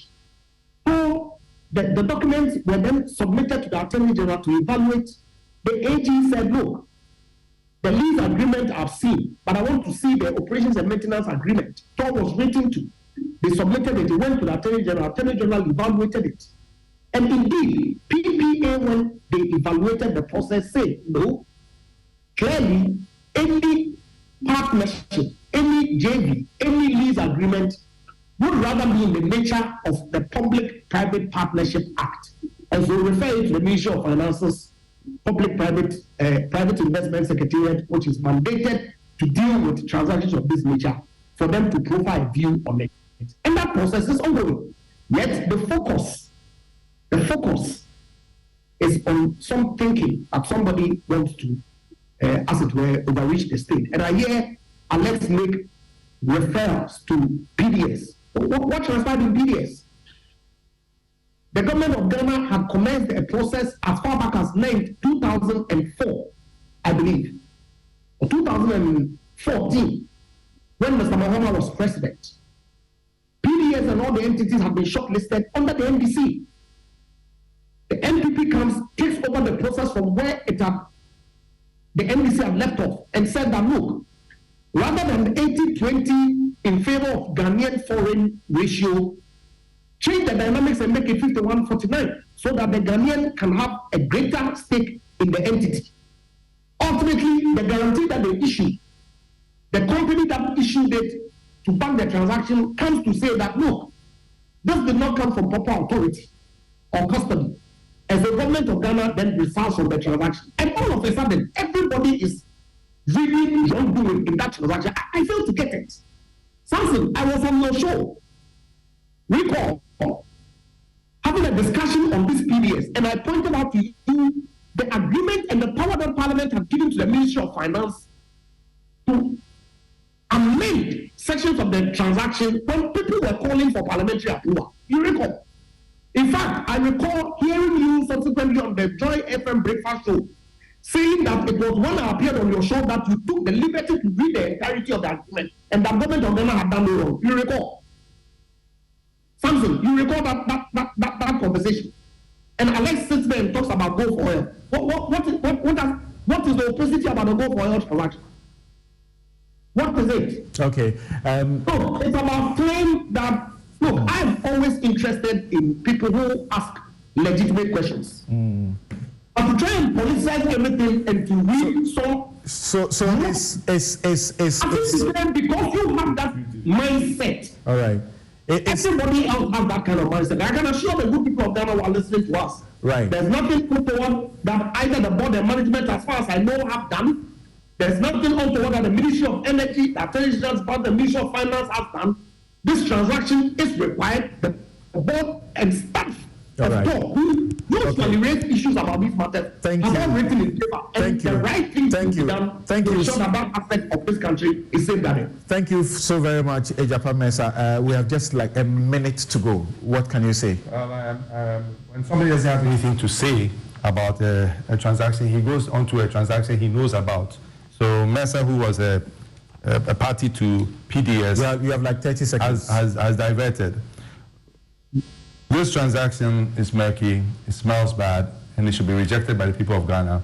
And the proper due diligence should be done on anybody who is bringing a transaction to Ghana. And we should have transparency, and most importantly, in such a transaction, you should look at the strength of the off-takers and the strength of the people, the sponsors of the transaction, and whether they have the financial backing to do this. Nothing shows here that they have the financial backing. Nothing shows here that the sponsors are strong, or they even understand refining. Okay, thank you very much. Alex Mold, former CEO of the Ghana, of the GMPC. Bright Simmons, Honorary Vice President, Imani Africa. Andrew Ejapa Mensah, MP, Second D, and Deputy Minister.